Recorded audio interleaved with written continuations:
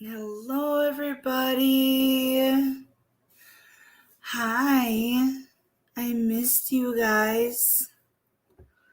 I am so happy to be here. Thank you so much. All of the love and support that I've gotten over the past couple days just means everything to me. It was a rough go, but I'm better for it. And whoopsies. Okay. Of course, I forgot to mute my phone again. So, yeah, I am so grateful for all of you. You guys are just the absolute best. And what a better way to celebrate Thanksgiving than to be with the people I am so thankful for. You guys are just a tremendous positive in my life. And I thank you so much for that. Hi,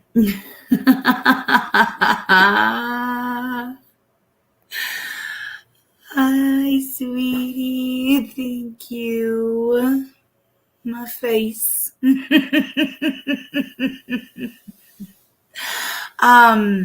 I wanted to say a really quick message to Lisa. If you happen to see this, Lisa, I have not forgotten about you, honey. I know originally I was waiting for payday to be able to send out your earrings, and then I had surgery. So it payday and surgery kind of happened at the same time. So I'm hoping to get to the post office tomorrow because it wasn't open today. I was thinking about it today and I'm like, golly, I gotta get them out. So I have not forgotten about you, and I'm so grateful for your patience. Oh my goodness.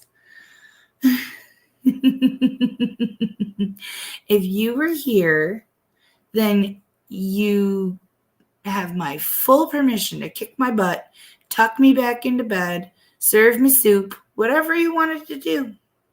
But I'm here. You can't stop me because you're there wherever there is. Thank you for the love from you and your staff. You got some great girls. Seriously. Much love. Hi, Shane. Hi, Patty P, honey. So good to see you. Brian Boggs, thank you. I'm so happy to be back, you guys. You don't even know how much I missed it. Seriously, but I would have been no good to you if I had tried over the last couple days. They did a spinal block for the procedure, and then the forget everything anesthesia.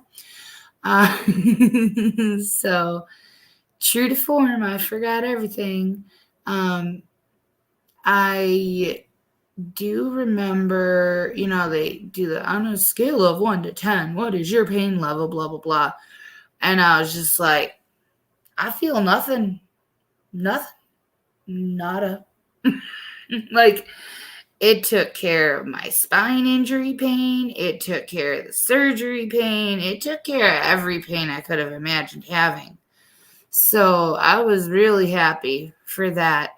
And then they had to take like this pokey toothpick like thing and poke me to try to figure out like this, like where the spinal block was on my body, and like how quickly it was progressing like away, that I was metabolizing it or something.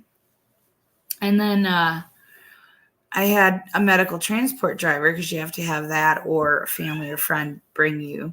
And they had told when they set up the medical transport, they told him that I would be done around 11:30.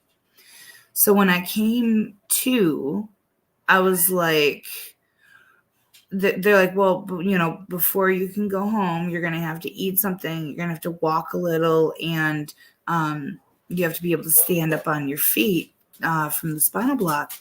And I was like, oh, yeah, we'll get there. What time is it? 1:40. Oh my God. So then I'm like feverishly texting the driver, I am so sorry. I just woke up in the recovery room. I was like, he was great though. He's like, I get paid by the hour. Take your time, get better.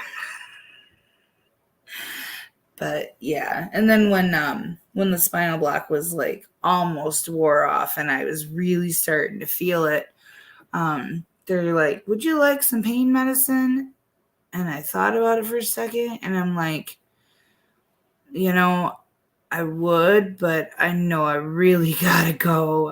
I feel bad for this driver. He's like working overtime for me. They're like, well, if we give you pain medicine, you got to stay another half hour or so. I'm like, nope, I'm good. So, yeah, but that's my story. I lived through it. I'm happy. Things are much better, and they're only gonna get better from here. So, another one down. Woo woo. There's Iris. Hi, honey. Oh my gosh. Miss Flower Power. Hi, honey. Good to have you here. You guys are just the best. Seriously. Ooh, I'll take some of that.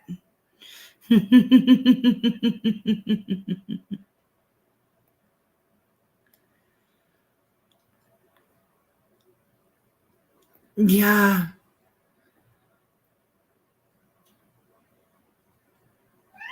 Yeah.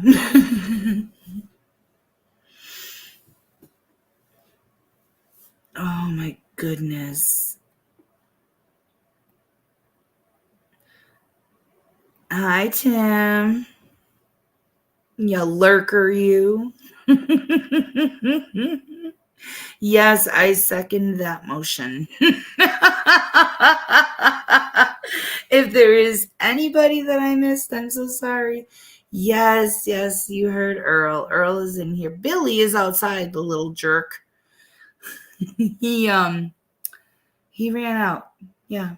And it's freezing out there. It is so bloody cold outside. It is just not, it's not okay. I'm mad at him for doing that, for running outside on me. Yep. So I will in a little bit I will be going up to see if I can get him back in, call for him every once in a while, because it's not good for him to be out when it's this cold. I know he thinks it's fine, but Mom disagrees. He caught one.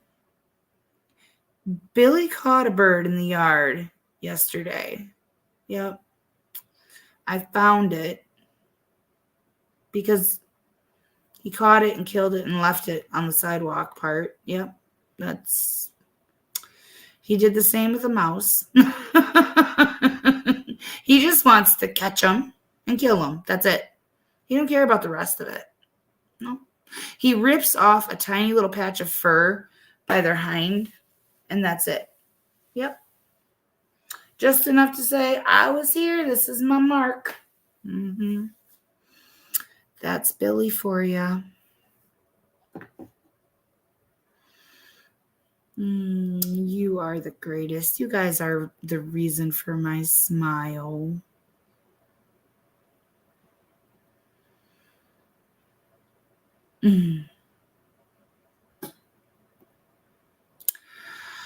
I love you too, Palmyra.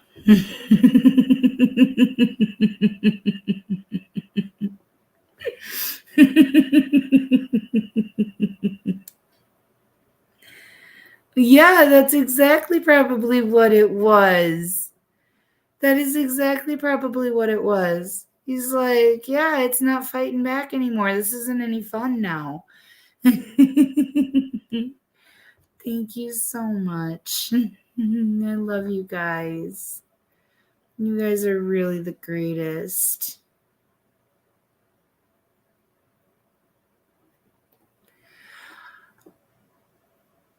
In that case, Tell me what's getting you worked up, and I'll keep doing it. Twice as hard.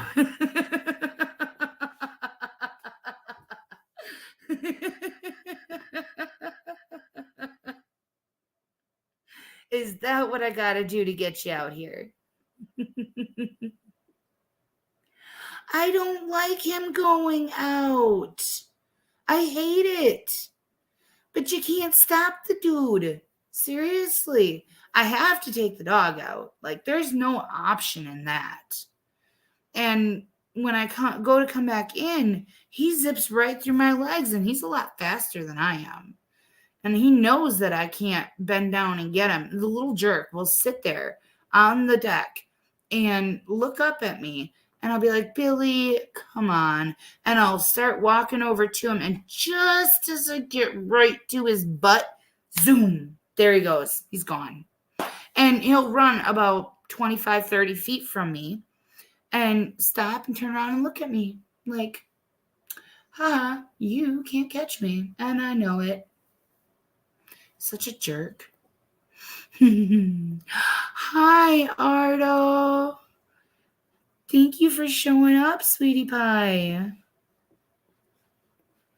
See, and I hear conflicting things, but it's Wisconsin. And you have to remember, for about 1 to 1.5 weeks, every single year in January, we will get -50 to -70 wind chill temps. Yep. Fahrenheit. It happens every year. And it's so cold that if you go outside and take a breath, you will burn your lungs if you literally just breathe. You have to like breathe really slowly and like make your mouth into like a straw almost in order to breathe without hurting yourself. I did that last year. I breathed like normal with no like ski mask or nothing on, and my lungs like burned for 3 days where it hurt to do anything. It like shocked them. It sucked so bad. What kind of games we playing? I like Rummy, and I like Mancala, and Monopoly's fun, but it takes so long. I really like Blackjack. Yeah, games are fun.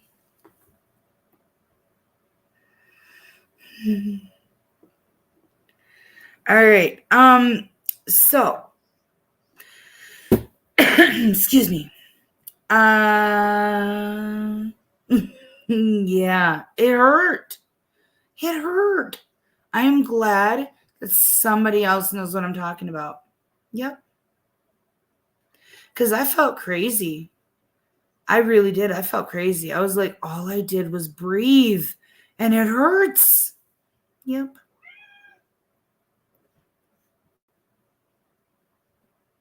That's fun too.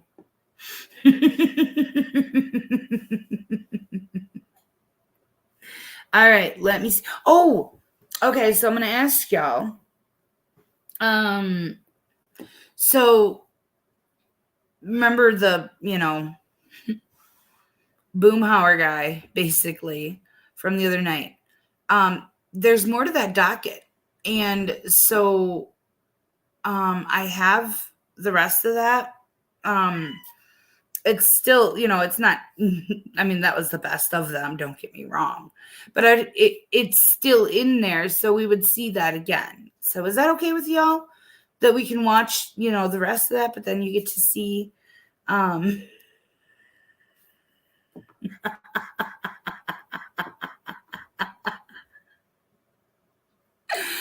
oh, those are the best. They really are. You know what else is really great? Deep fried pickles. Mm-hmm. Yep. We call them pickle fries. They're so good. I make the best ones of all, though. Like my own secret, personal, zesty pickle fry recipe. It is so yummy. But yes, deep fried cheese curds, this is where they came from. Giddy always has an opinion. I love talking to him. He is so funny. Like, you can look at him and be like, Earl, what's up? Meow. You know, he actually responds to me. It's so cute. Or when he's getting into something or chewing on a hose or cord or something, and it's like, Earl, knock it off. And he does like, okay, here's the hose. And, you know, Earl, stop it. And he'll just look at you and then he'll go, like, I almost did it, but I didn't, Mama. See? Did you see that, Grandma? You see that? Yeah. Oh, what a butthead. And then there's the Ava. The always beautiful Ava. She's in here too. Hi, Chadaska. Chadaskadum. Sorry. I totally butchered that. She heard her name, and so she wanted to come say hello. Actually, that's on the Amazon wish list. There's a doorbell on there, and that would specifically be used for as the Billy Bell. That's what I want to get it for. I want to get it and I want to train him how to push it so that when it's cold and he wants to come inside, he can push the doorbell and boom, there it is. I'll let him in.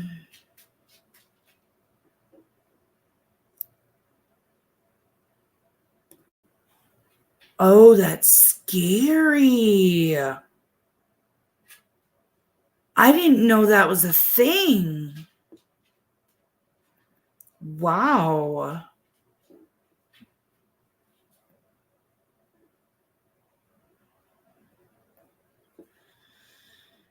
Yes.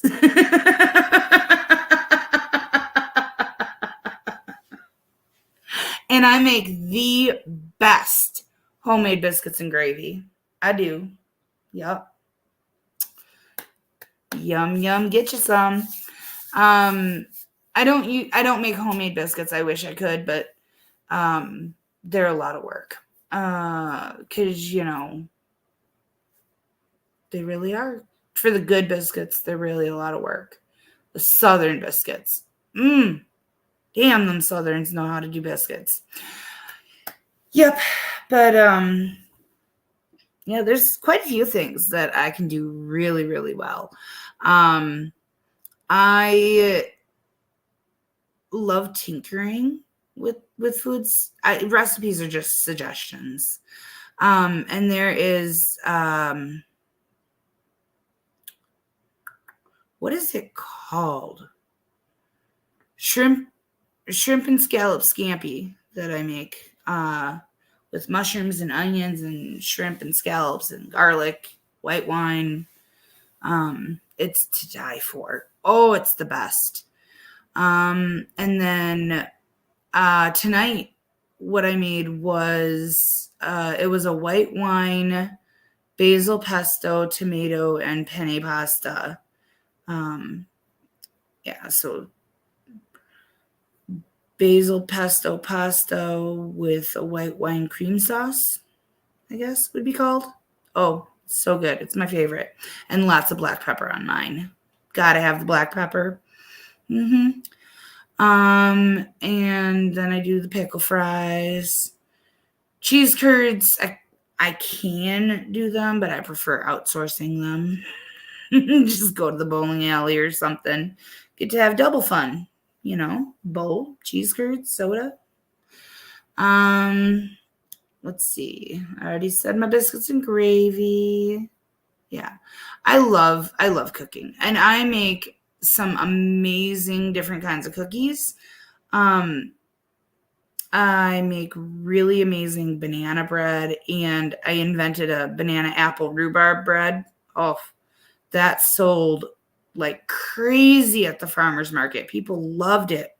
I called it my bar bread, banana apple rhubarb. Yep. Yeah, I don't do as much cooking and baking and stuff since the accident, but It always was a passion of mine. Oh, I love making jerky from scratch. Oh, that was always so much fun. I had the dehydrators going all summer long. Oh, so good.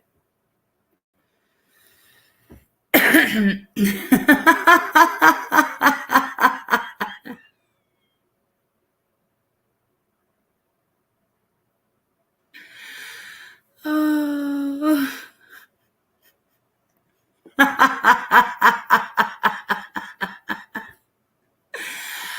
Isn't a biscuit like a cookie for you guys?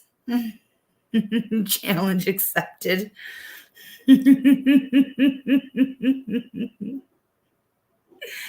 Oh, really? I during the summer I make my own because I grow basil like nobody's business in the summertime. Uh and then I like, is it Prego? I think it's Prego. They don't use pine nuts in theirs. It's either Prego or Ragu, but I think it's Prego. And they're really good. It's just basil, salt, parmesan, and olive oil, I think, and it's so yummy. Hi, Kiora, Yvonne McLaren. Good to see you, honey. Oh. So I'm naughty. What's your point?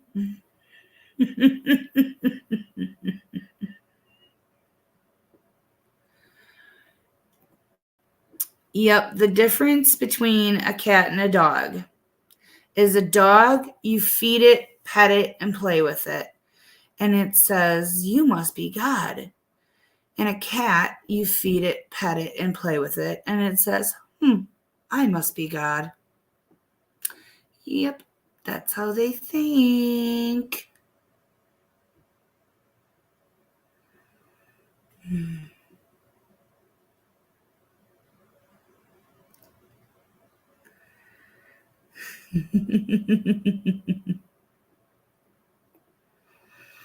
Cool.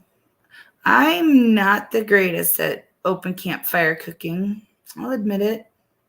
I'm not ashamed. Nope.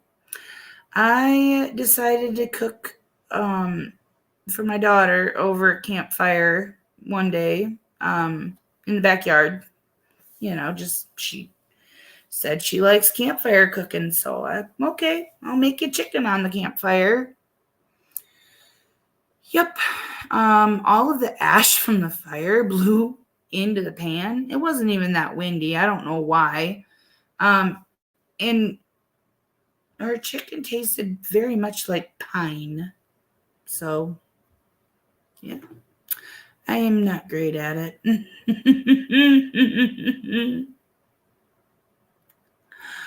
Oh, that's so cute. That really is.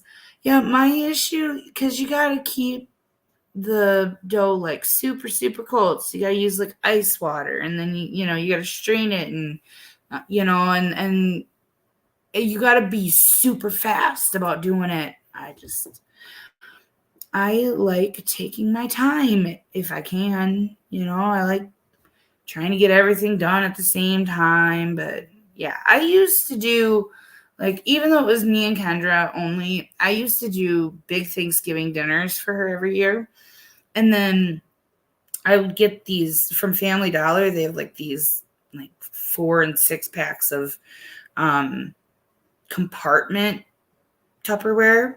So I would go and buy a few of those, and then I would pack up leftovers into the compartment Tupperware, and then I would just go around handing them out to people who had to work that day. Just walk into a business and, you see 3 cashiers, and you just hand them 3 turkey dinners and have a great day and walk out. So I used to do that, and I loved it. Sometimes it's not often. It's Earl that does it, though. Billy doesn't do the whole biscuits thing, but I think that is the cutest thing in the whole world when kitties do that. It's like one of my favorite things.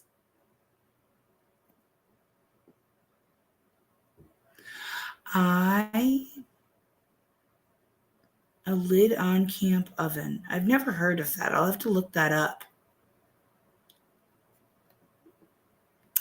Oh, that is so cool. I do love cast iron. Cast iron is really good stuff. It really is.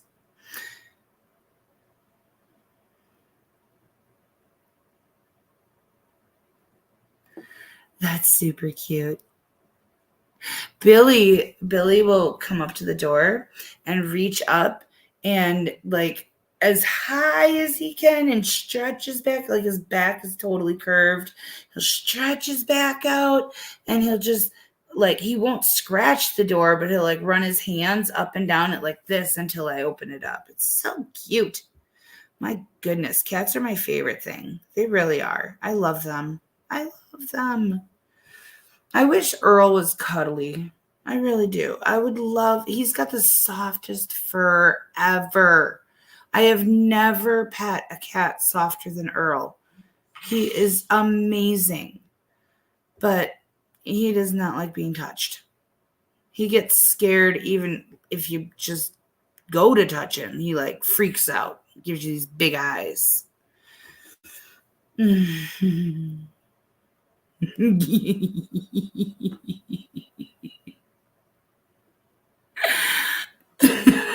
What did I call him?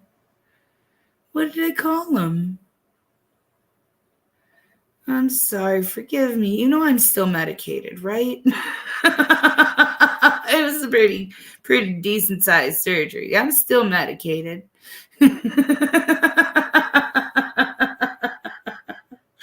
Hi, Becky D, my love. Hi, sweetie. I'm so happy you made it. You guys don't know how much I missed you. Did I call him Hands?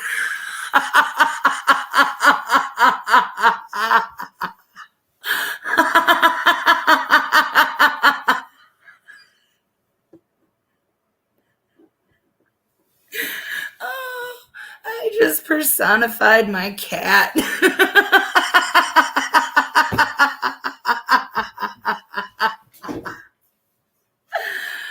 Oh, yep. Not high enough, apparently.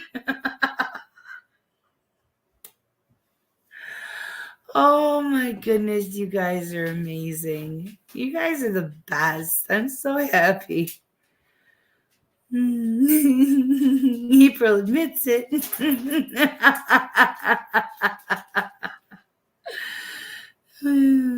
Yup.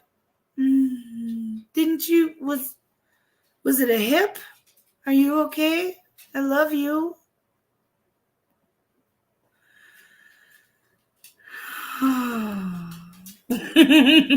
See? Oh. Oh, yep. Yep. Okay. I am going to put on, let's see what I have. You know, it's funny. I did so much editing. I have a ton. I've got 17. I've got 17 videos edited. Some of them are like 3 hours long even.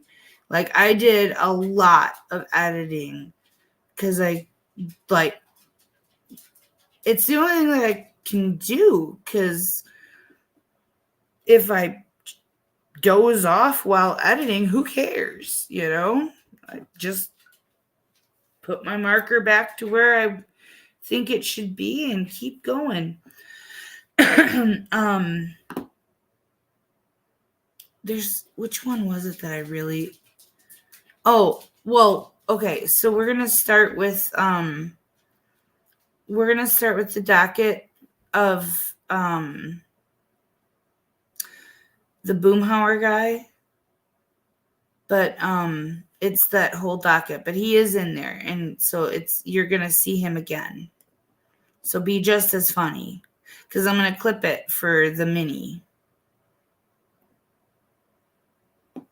Mills, do you understand the rights that I just explained to you? Yes. We're here today because violation of, I'm sorry. Can I have just a second before you get started? Yeah. Is there any way I can go last? You can. I don't think it's going to make a difference. It'll make a huge difference to me. Okay. Well, I guess we'll go ahead and recess your case, and then we can do that Thank you so much. at the end. Mr. Schmidt. Okay, I already swore you in. What I is, would like to, just let me speak, Your Honor, just for about 20 seconds. I want to waive everything. I'm a certified paralegal. I got my paralegal degree at IYC and my high school diploma and my Ball State University degree at IYC. And I know all about the court system. I know how to go through it. I know what to waive, and I'm in here for a probation violation, discipline infraction, no new felony or misdemeanor, no new disposition charges. And I don't want to wait until the next court date for evidentiary hearing and get sentenced. I want to get sentenced today. I want to waive all my rights. I want you to read me all my rights if you want to, or I just don't want no attorney. I want to pro se myself in court. There's nothing wrong with me. I got my degree. I can show you my certificates. And I'm in here. I got a 1-year misdemeanor. I got 2 months good time in, 4 months left. There's no new charges, no new warrants, nowhere in the world. Just 4 months left. And I don't wanna, you can put me 4 months in the county jail, sentence me there, or 4 months of work release, or 4 months home detention, but I don't want probation. Cause I can't go back to my house. I moved out of my house because the lady couldn't pay half her rent without selling dope to pay that half, and that's what got me here. And I don't want nothing to do with her no more. I don't want to do with the apartment no more. My clothes are not there no more. I don't live there no more, so I'm homeless. But I can't give you another home. I get disability. You know, I can get a job for disability if I wanted to make more money and show my skills and much more of a career income to the fact, but I don't, because I don't make money off of people's well-being. okay, Mr. Schmidt, can I explain something, please? Yes. The prosecutor's not here today, so we can't go forward with an admission on a violation. This is just an initial hearing. It's up to the prosecutor. It's a hearing, you mean? This hearing today, it's up to the prosecutor whether they come to this hearing or not. They're not here today, and if they're not here, then we cannot do an admission. I cannot sentence you today. So we need to go through all these other steps first. Your next court hearing is going to be on December 20th. We'll get to that at the end. So would you please state your full legal name? My full legal name is Paul Shane Smith, but my real dad is Paul Shane Woodson, so I got 2 names. My birth certificate, my dad didn't meet me till I was 5. I had to brief this because... So you know what I'm hearing? He's got 2 names. His last name is Schmidt. So whenever he goes out, the people always shout, "There goes John Jacob Jingleheimer Schmidt." I'll bet it. We found him. We found him. 35 years ago, the old Elkhart County Jail came back with 20 officers swore me to swear to God they would put me in SEG, you know, because I had 2 names I revealed in court, you know, but Judge Yoder said it's fine, he's real dad and his stepdad, you go by stepdad, no big deal, no warrants or nothing, no. But I go by Paul Shane Smith, that's my name on my birth certificate, but my real dad died 4 or 5 months ago, and his real name is Maker Lee Woodson. Okay. So you can call me by Paul Shane Smith or Paul Shane Woodson, but still Paul Shane regardless, but it's still a last name different. Okay. I've been going by Paul Shane Smith, so don't need to change anything. Okay. What's your date of birth, Mr. Schmidt? 12871. Do you have a cell phone number that you'd like to provide us for notifications? No, I would have gave you the one I live with, but I don't want to go back there no more. Okay. So I got rid of that old habit, you know. I'm tired of just seeing the counties. I'm tired of losing my liberation because... He just called her an old habit. I love that. Infractions, urine piss tests, and just randomly in the wrong place at the wrong time to be in the county jail. Okay. So you said earlier that you're homeless, correct? Yes. Okay. Do you have any way for us to contact you? I can have a place to stay if I can. It all depends on what December 20th gives me in court. If I got to do 4 months, I would like to have 4 months probation, but I would rather have. If you give me 4 months probation and I've already got 2 strikes on this disposition case, they say 3 strikes out of ballpark. I don't know what the judge's gonna do by giving me a third recommendation. Yeah, I don't know what the judge is going to do either. Cause that's kind of aggravating to have two, but everybody's been saying 3 is your most ones you can get, and there's been many cases, people's had them 3 chances. Yeah. Probation and work release and home detention, and I don't know what I'm gonna get, if I'm gonna have to do 4 months, we don't need a prosecutor here to deal with 4 months worth of county jail. Okay, so Mr. Schmidt, you were here when I went over the advisement of rights with Mr. Mills, and were you able to hear and understand that advisement of rights? Yeah, I know about plea bargain rights, you waive 75% of your rights on a plea bargain, Well, that's not what I asked you. I asked you about the rights that I just explained to you. Yeah, I read that too. I understand. I heard everything going Okay. all around. It's just I just don't want to wait in the jail to wait to see what I'm gonna get. When there's no need. You're the judge. You're the judge bosses the prosecutor. Prosecutor bosses the state. The judge has more of a lean way to make the last decision and the first decision to hear aggravated mitigating circumstances. So There's no way around this. No one's working for you today. You can sentence me today because I'm a paralegal. I know the system. I know the court case laws I go to, the pro se, the law library. Okay. So the probation department is alleging that you violated the terms of your probation because you submitted to a drug screen on November 7th, 2023, and the result was positive for amphetamine and methamphetamine. They're also alleging that you owe some money to probation, but that's not a basis for revoking your probation. So Yeah. do you understand what the probation department is alleging that you did to violate probation? Yeah, you just told me. Okay, so you understand what I just told I you? hear you quite well. Okay. Are you planning, are you planning on hiring a lawyer? No, I'm pro se myself in court. Are you sure that you don't want to hire a lawyer? No, I want to pro se myself in court. There's only I want to pro se myself in court because that's how it's done. 4 remedies. You give me 4 months in jail, probation, work release, home detention. You can't send me to prison because prison will send me right back out. As soon as I get there with my 090 and 0496 DOC number, I already contacted the state commissioner, and the state commissioner said, misdemeanor down here, RDC, 4 months? We don't take misdemeanors down here because everything's overcrowded. The bed system's overcrowded. You see, Yeah, that's they correct. need beds for more important.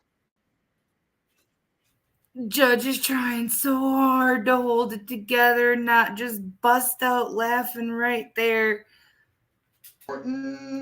Well, do you understand that if you do have a lawyer, then the lawyer might be able to talk to the prosecutor and work out kind of an agreed recommendation to give to the judge about what's going to happen to you?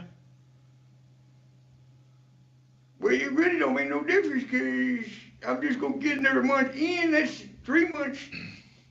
Good time with 3 months left, and I got 3 months left. I don't have no more felonies or misdemeanors to worry about. Even if I did 90 more days in jail, even if December 20th, 3 months. Your remaining time in jail, that's 3 months. What's that going to do when I get back out on the street and I'm paper free? I'm paper free. So I understand that. I'm not trying to take up your time in court. I understand. You got to go home, go to bed, take care, eat, and all those things, So a lawyer might be able to help you with this. I'm not sure if I'm paralegal. I can outsmart an order in court. I can trial. I know what court arraignment, what disposition is when you get arrested, what a court arraignment hearing is, what an omnibus hearing is, what evidence hearing is, what a pretrial basis is, what a plea bargain date is, what pre-sentence investigation is, what sentencing is, and how you'll feel can deal. That may be the case. I know what all those things are as well. And if I were charged with a crime or here on a violation of probation, I would hire a lawyer. No, That's got to be my favorite part. I know all those things as well. Yeah, this guy needs a lawyer so bad. I don't want no lawyer. I got a right for a lawyer, I got a right to pro se, I can show my degree. I am certified by the Indiana State Bar Association with my paralegal degree through the Ball State University. Okay, Now, the well, Bar Association, we don't want to go to the Bar Association, that's the nasty thing we talk about. we'll go ahead and find that you have knowingly and voluntarily waived your right to counsel in this case. Yeah, Like I didn't say said, intelligently. your next court date is on December 20th, 2023 at 1:30 p.m. That's going to be with Judge Lund. I don't mean to be, I'm not upset, Your Honor, it's only 4 months, ain't nothing to worry about. understand. Ain't the world, ain't in my life expectancy, got paid, do crime, do time, and regardless if I have everything up against me, You do I'll not. just Okay. going forward, everything you can You do don't with it. understand, Yeah, Judge. you can go with Officer Montana. God Thank you, bless Mr. No one Stevens. You have a wonderful understands. day, Your Honor. You too. So I'm pro se, or you got me a lawyer? You're pro se. I'm pro se, well, you have a good day. You too. Yeah, you have a good day.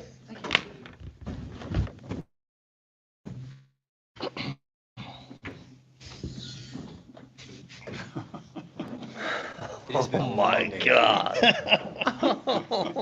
Okay, Mr. Stevens, Yes, sir. that's you? That is me, sir. Okay, you were here when I swore everyone in. Yes, sir. So what's your full legal name? David Lee Stevens Jr. And what's your date of birth? 12-1. Do you have a cell phone number that you'd like to give us to receive notifications from the court? Did I just ask you if? It has been a long day. Yes, sir. Okay, so do you have an email address you'd like to give us for notifications from the court? Actually, no. Okay. And what's your address? Thank you. So you were here when I explained to Mr. Mills the advisement of rights. Did you understand that and hear it? Okay. Do you have any questions about your rights? No, sir. So we are here today in your case on a violation of probation. All right. If you'd like, I can go through all of this. Essentially what the violation is failed drug and alcohol screens. Yes.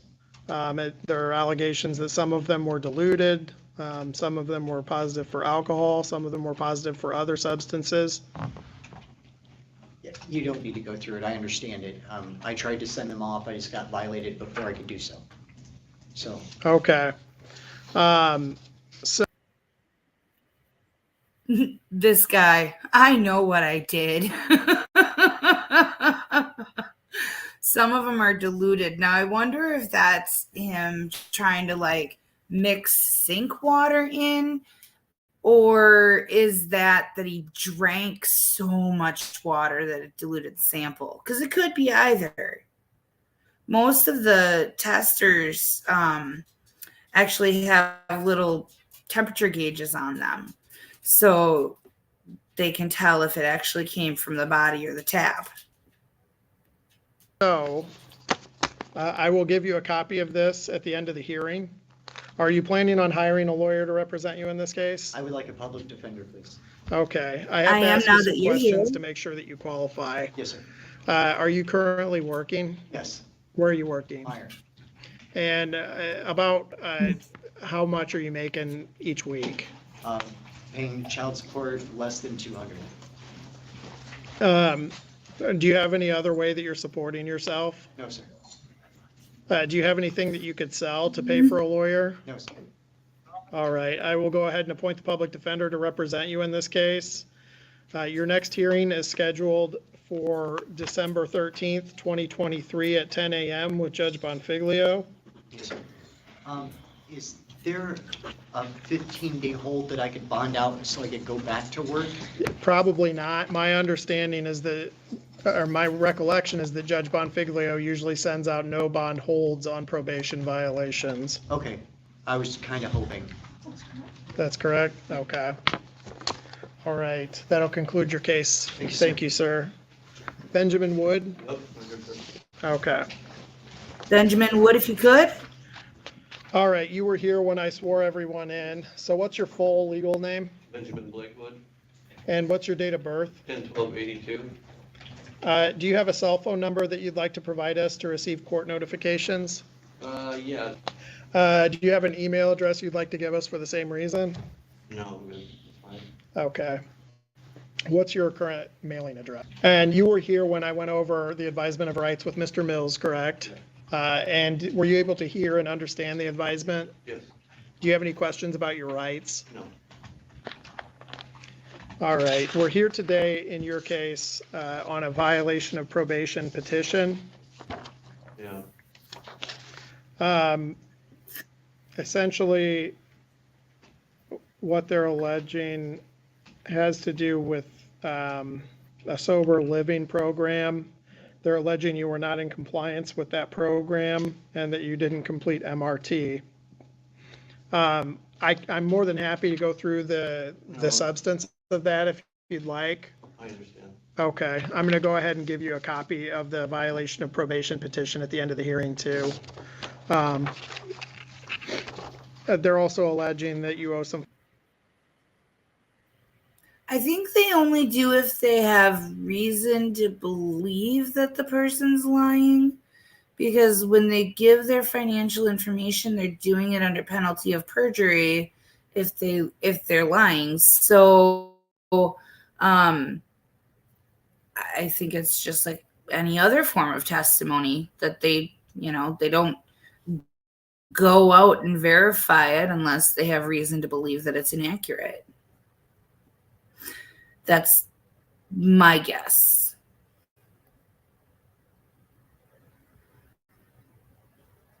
Oh, see, here's something I didn't know. I've never heard of that.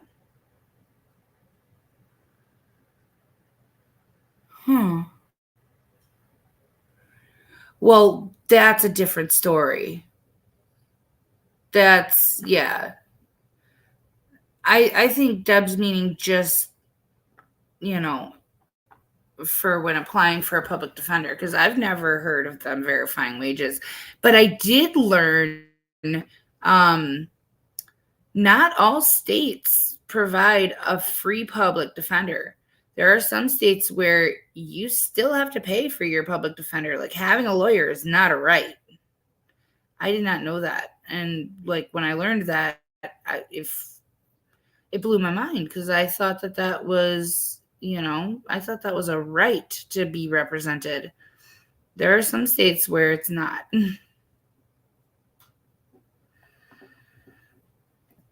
Financials to the probation department, but that's not a basis for revoking your probation.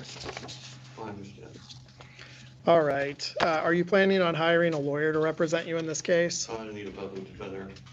All right. So I'm going to ask you the same set of questions. Are you currently working? I just started a job right before they arrested me, so I don't know if I'll get it back. But no, at this point, I don't think so. Yeah, I probably. don't know, I might have a chance of getting it though. Okay. But I mean, right now, I don't even know what I'll be making. Well, and you're certainly not going to be working that job before your next court date, which is going to be on December 13th. Right. So do you have anything saved? No. Were you working? When was the last time you were working before that job? Well, I just got I went to rehab twice, and then I did the sober living thing, came back here for court. I didn't go back because there was more drugs in the house than there was, where I was at. Well, we don't need to get into No, that. So I haven't been, that was in Fort Wayne, so I haven't had to study anything for like a while. I've been back Okay. and forth through different places. Okay. Do you have it? I can't Public remember if I asked you defender this not already. doing Do you have something anything you could supposed tell? to? No. Okay. I'll appoint the public defender's office to represent you in this case. They'll come out to talk to you. Your next court date is on December 13th, 2023. Okay. Thank you. Thank you. Mr. Lloyd, Yes, sir. you were also here when I swore everyone in. What is your full legal name? Michael Douglas Lloyd, And what's your date of birth? 12/8 of 76. Okay. Do you have a cell phone number that you'd like to provide us for notifications from the court? And do you want to provide an email address for the same reason? I don't have one. Okay. And what's your current mailing address? You were here when I went over the advisement of rights with Mr. Mills. Were you able to hear and understand the advisement? Yes, sir. Someone's tapping on my basement floor. I have a doggo that is doing the potty dance, so I will be right back. Much love, all. Do you have any questions about your rights? No, sir. All right. We're here today on a first violation of probation petition supplement that basically stems from what my understanding is it was the Magistrate. last court date. Magistrate didn't order a drug test and you didn't pass it. So probation filed a supplemental violation alleging that on November 15th, you were ordered to submit to a drug screen and the results were positive for amphetamines and methamphetamine. Do you understand what the probation department has alleged that you've done in this supplement to violate your probation? Yes, sir. Okay. Are you already represented by the public defender in this case? I was, but I tried contacting him and he said that they removed themselves or something. I didn't quite understand Oh, did you that. maybe missed a court date? No, it was done and over. Oh, yeah. But last week, magistrate reappointed the public Okay. defender. Oh, We'll just confirm the appointment of the public defender then. Your next court date is on December 20th, 2023 at 9 a.m. okay. December 20th at 9 a.m. Do you have the phone number for the public defender's office? I do. Okay. Magistrate Ditton had indicated that he would like you released today, so long as you promise to appear and not consume any drugs in the meantime, 100%. because you know what's probably coming on Yeah. December 20th. I sure do. Yes, sir. Okay, so sheriff will order him to be released today. Yes, Your Honor. Is that, so there's no bond? Is that what you're saying? It's just You don't have to post a bond. It's just on your promise to appear. Good for you, dude. Thank you. Thank you. Okay, I think that'll conclude your hearing.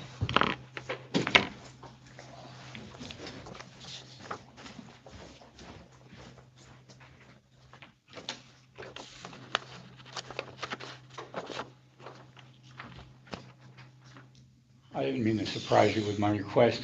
I understand it, The sir. judge read a bunch of stuff that I didn't want read out loud in front of everybody. Okay, I wasn't planning on doing that, but I understand I your wasn't sure. concern. I just wanted to cut the bullet and Yeah, make sure it didn't happen, that's all, because it just, yeah. yeah, it makes things difficult for you in here.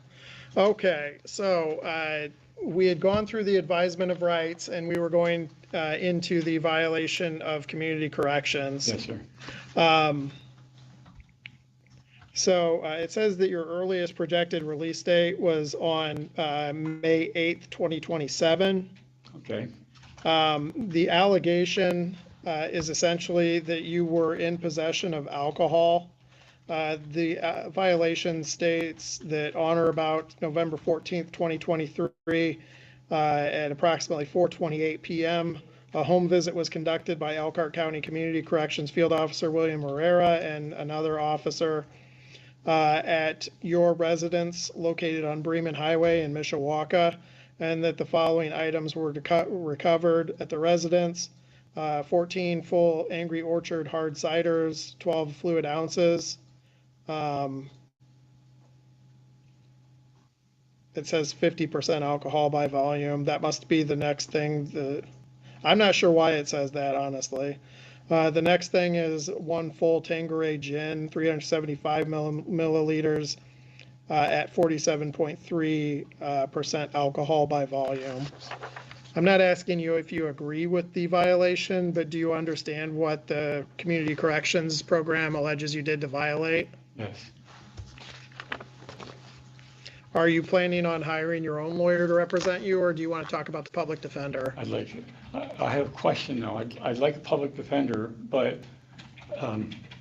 when I was here back in August and the judge said I could have a public defender, you can't call that number from the jail. It's restricted. You can't contact anybody to get the public defender. So how do you get a public defender if you can't contact them? They come out here to meet with you, or they talk to you over the Securus line. That never happened. Like, there was like 2 weeks left before court, and nobody contacted me about anything, and I got scared. And my son was able to pay for an attorney for me. I don't think he's gonna be able to do that this time, but he had the funds to do that. If she hadn't showed up, I wouldn't have had a defender at the court hearing. Nobody contacted me at all, and I had no way to contact anybody. Well, I I can, was afraid to take a public defender because I'm afraid that they won't have the opportunity to.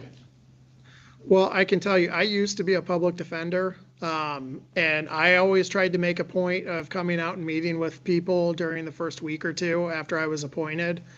Unfortunately, that's not the way that some other attorneys do it.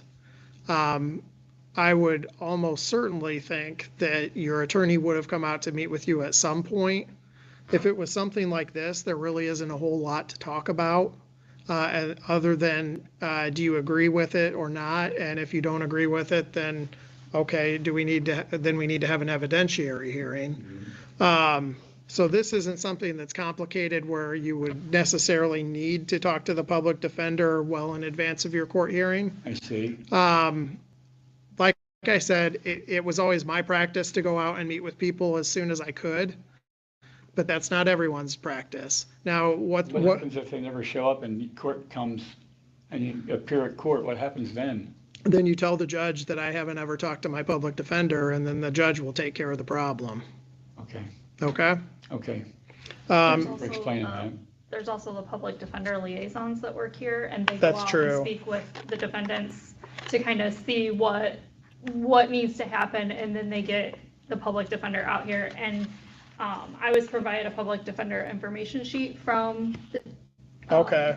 Ms. Faulkner provided this to us to hand out to defendants when they question about meeting with their public defender. It gives them some information about how to get hold of them. So there's like an advocate or something that Yes. I can contact, and they're here. And they work here in the they jail, work they'll here. come out and speak to you. And how do you contact them? Do you use that There's little black box? information on or- the sheet. Yep. Okay. Yeah, and they're always out walking around and meeting with people. Okay. So, that being said, So I'd like to have a public defender. okay. So were you employed before you were incarcerated? No, I was on workman's comp, and workman's comp stops the day I got arrested. Okay. And did you Because save when any? you get arrested, you can't be looking for work. Oh, and so did you manage to save any money while you were collecting workman's comp? Not enough for an attorney, no. Did you have any case or anything like that where you're expecting to get like? No. Okay. I wish. Okay. Do you have anything that you could sell to pay for a lawyer? No, not really. All right, I'll appoint the public defender's office to represent you. Your next hearing is going to be on December 28th, 2023 at 9 a.m.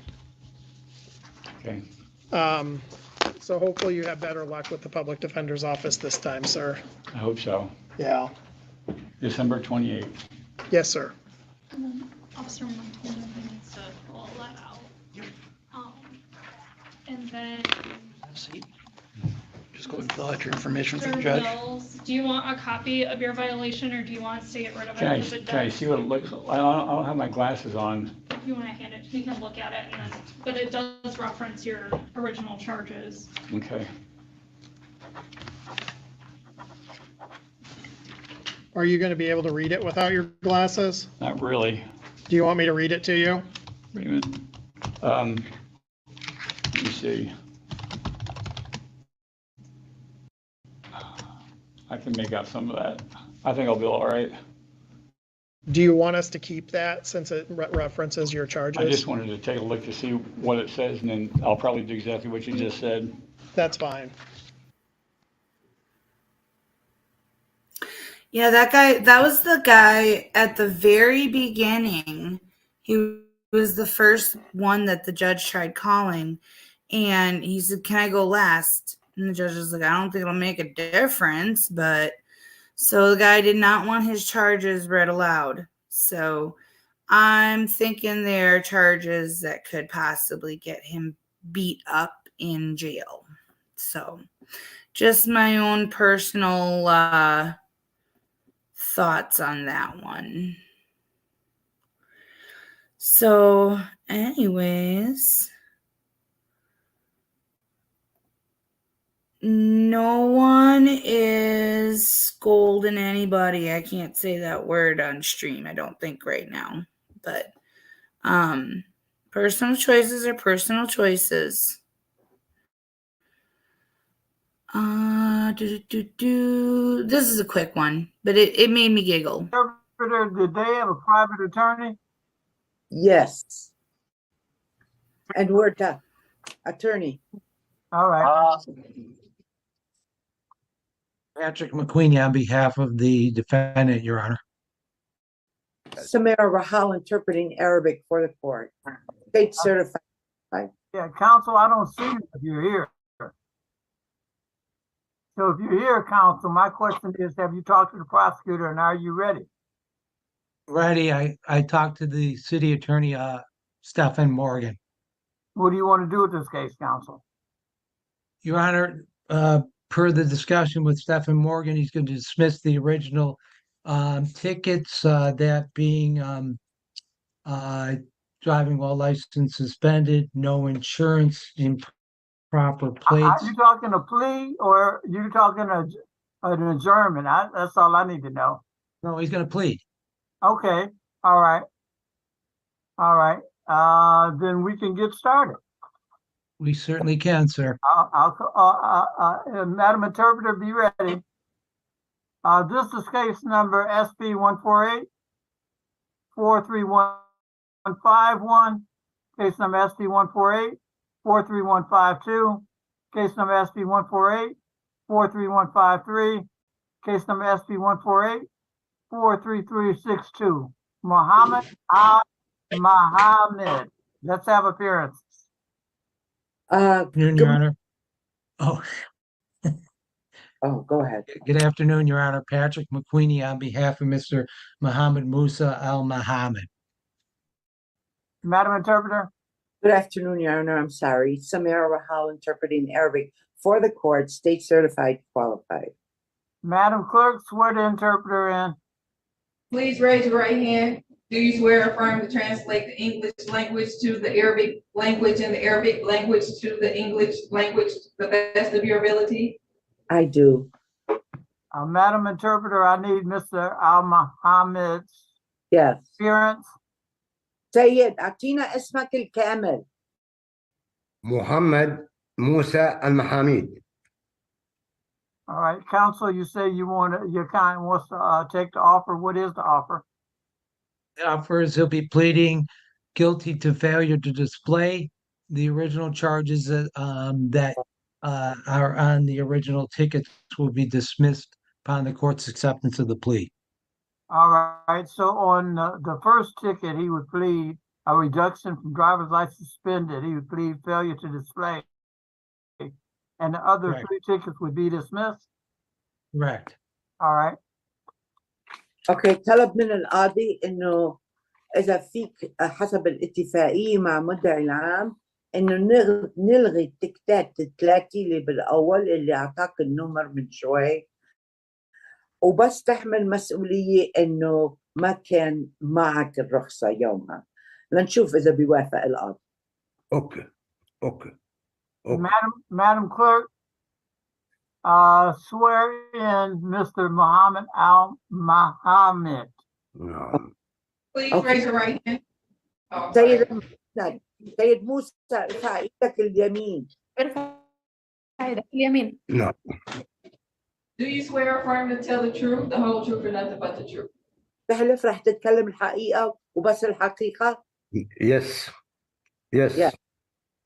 Tell him to put his hand down. نزل ايدك قال لك القاضي. Tell him these are yes or no questions. قال له بدك تجاوب يا نعم يا لا بهالسؤالات اللي رح نسألها. اوكي. Ask him if he's ready. حاضر انت؟ اوكي. نعم. Yes. Did you have an opportunity to speak to an attorney in private about your case and about your rights? حصل لك الفرصة تحكي مع محامي بغرفة خاصة عن حقوقك وعن قضيتك. No. Yes. Did anyone threaten you or promise you anything in exchange for your plea? حدا وعدك بشيء أو هددك لتجاوب لا اليوم؟ لا no no No, no no. no no. Are you pleading guilty because you are guilty? أنت عم تقول أنت مذنب لأنه أنت مذنب. Okay. Yes. Yes. Are you pleading guilty of your own free will? بإرادتك بحريتك عم تقول أنت مذنب. Yes. Do you understand that by pleading guilty, you waive your right to a trial? أنت فهمان لما بتقول إنه أنت مذنب معناتها عم تتنازل عن حقوقك بالنسبة لقضية تكمل بقضية. Yes. Knowing that you are waiving that right, do you wish to continue to plead guilty? بما إنك عندك علم إنه عم تتنازل عن هالحق بتريد تكمل إنه أنت مذنب. Yes. Madam Clerk, I need the date and time he was stopped. August 1st, 2023 at 12:48 p.m. شهر 8 يوم 1 الساعة 12:48. Okay. أيوة.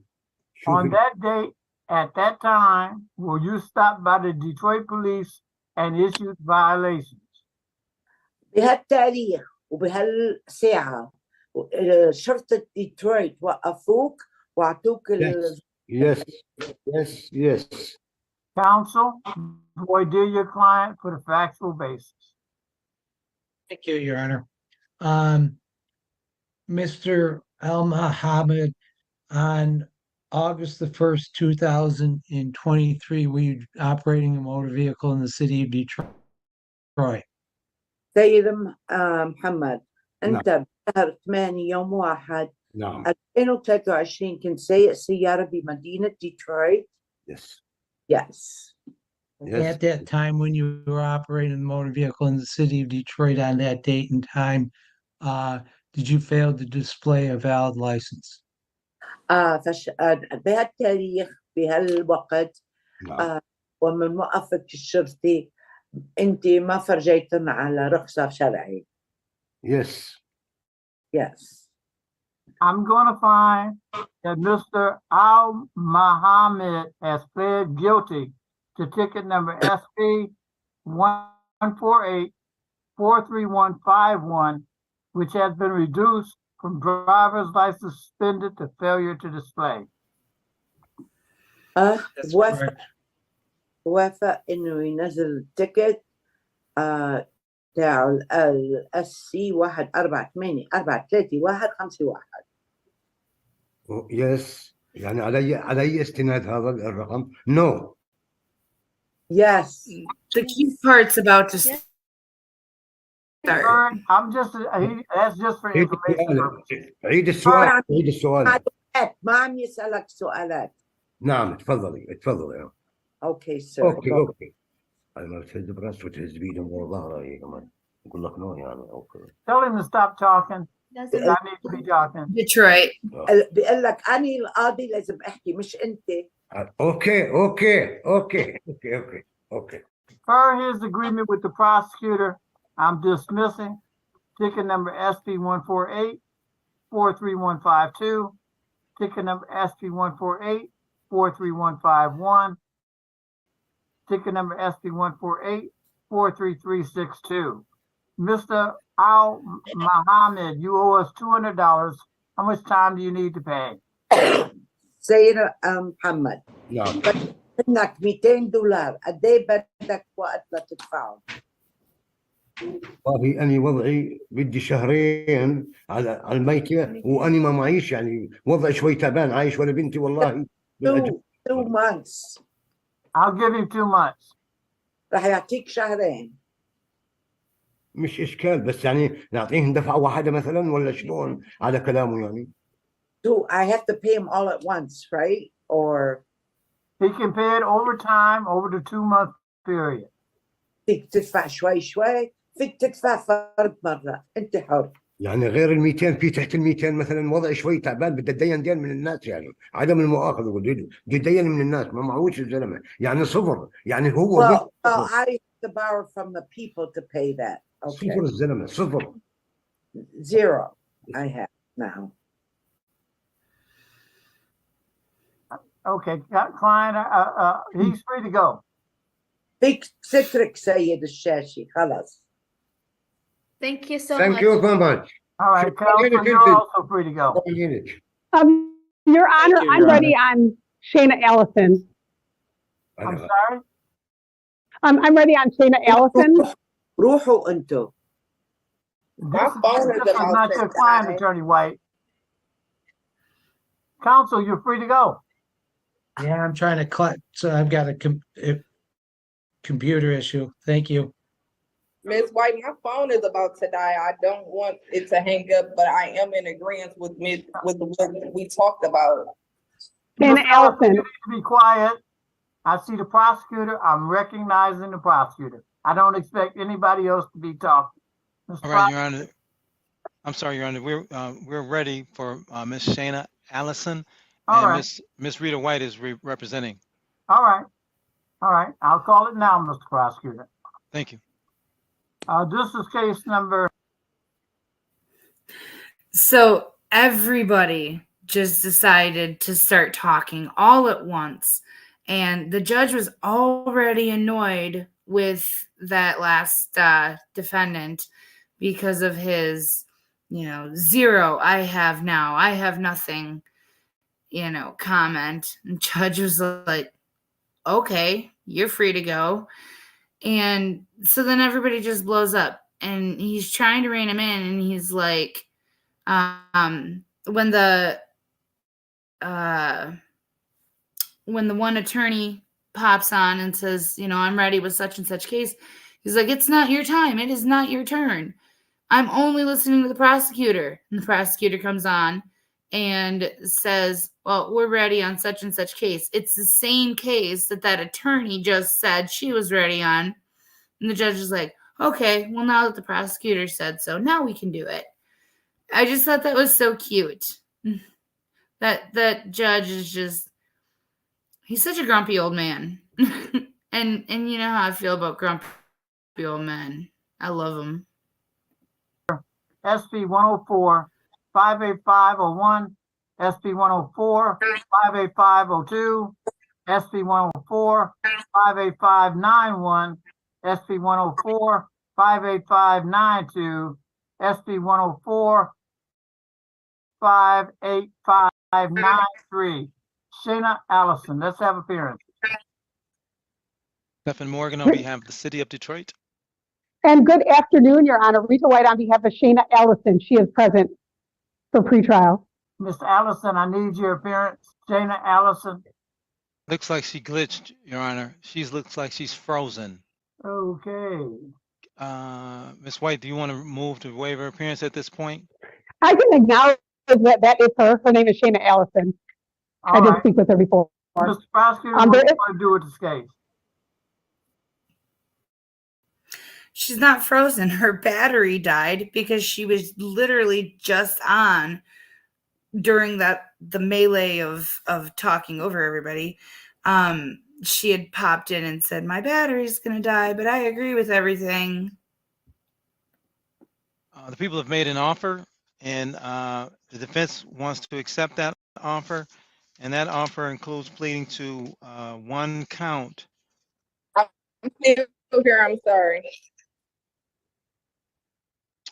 That one count, if I can read that into the record, that would be one count.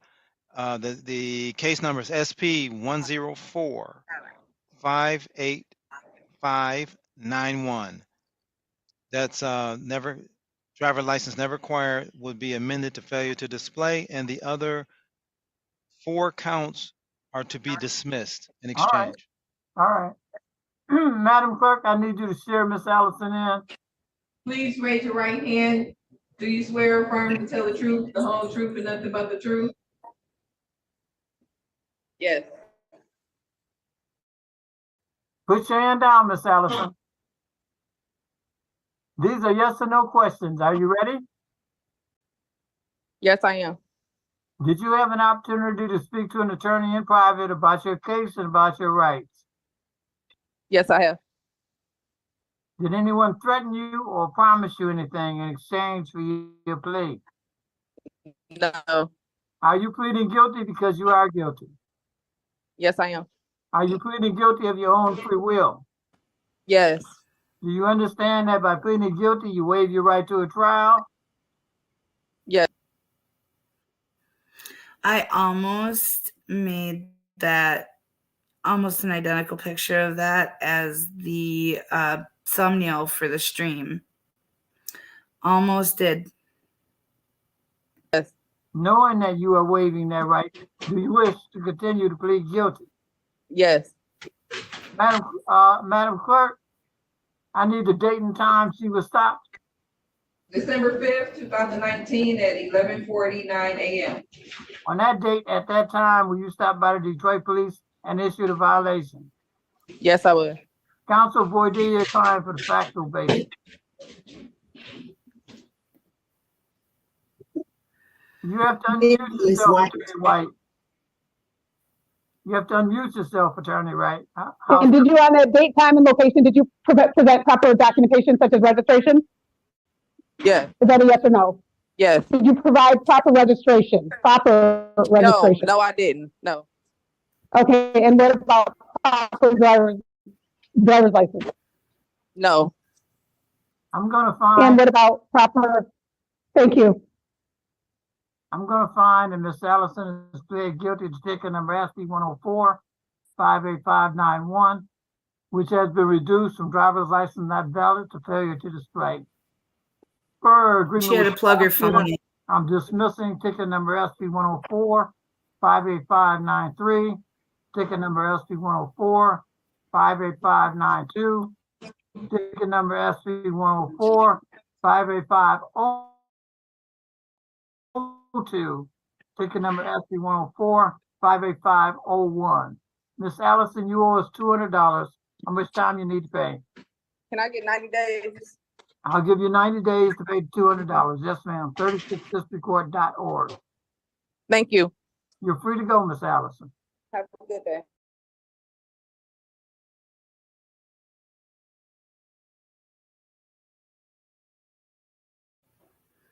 I told you that one was just a quick one. And yes, April, congratulations on your puppy, Tink. Make sure, since Tink and you are both watching and listening tonight, have Tink paw that like button, pretty please.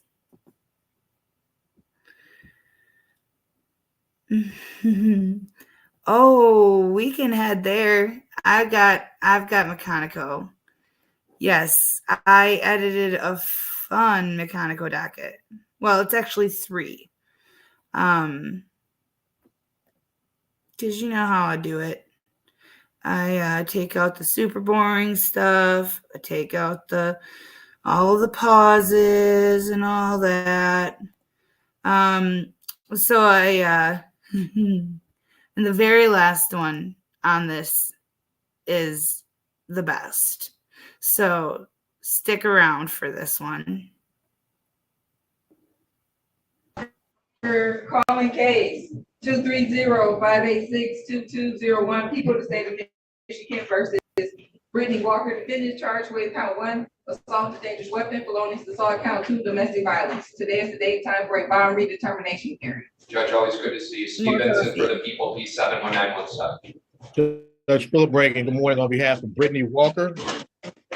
Ms. Walker, state your name for the record. Brittany Chevelle Walker. Argument. Judge, this is a capious bond from October 30th, Judge King, 50. I love you, Iris. Good night. Sleep well. $1,000 cash. My client does have a prior capious at the PCC on September 14th. You know, one of the things that she informed us that her bag with the court date in it was stolen by the complaining witness. Some things happened. She doesn't have any priors. Which one was which time of the capious was that? That was everyone? on 10/28. That was on 10/28 when her bag was stolen. So that was 2 days before the exam. She thought the exam was, or she didn't know the exam was on that particular day. She thought it was a different day. That's the reason why she capers, and she didn't have the actual day because her bag had gotten stolen. No prior criminal history, no pending cases within this. She works at 2 restaurants. She's a cook. And the complainant, Allison DeVerno, is a ex. So there was a relationship, I believe, at one time. So, Judge, based on the fact her lack of criminal history, I'd ask the court to consider respectfully a personal bond with the GPS tether. Now, tether would ensure that we know of her whereabouts at all time. Does she have a place to live? She does have a place to live, Judge. She does have a place to live. Okay. Anything else? That's all, Judge. Thank you. Okay. Mr. Prosecutor? Your Honor, Judge King probably won't be happy with me. My supervisor's probably not going to be happy with me here, but I'll just be requesting an alcohol GPS tether, Judge.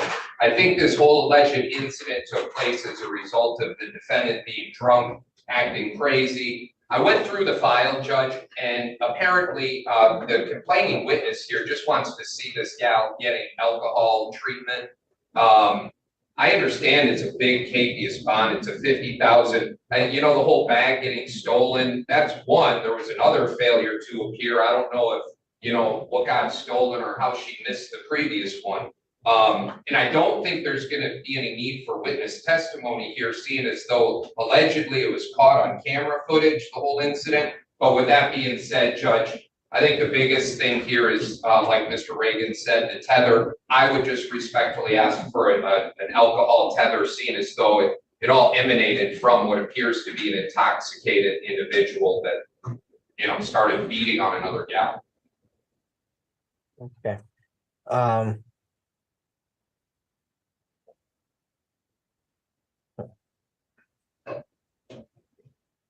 When is the defendant's next court case, Madam Clerk?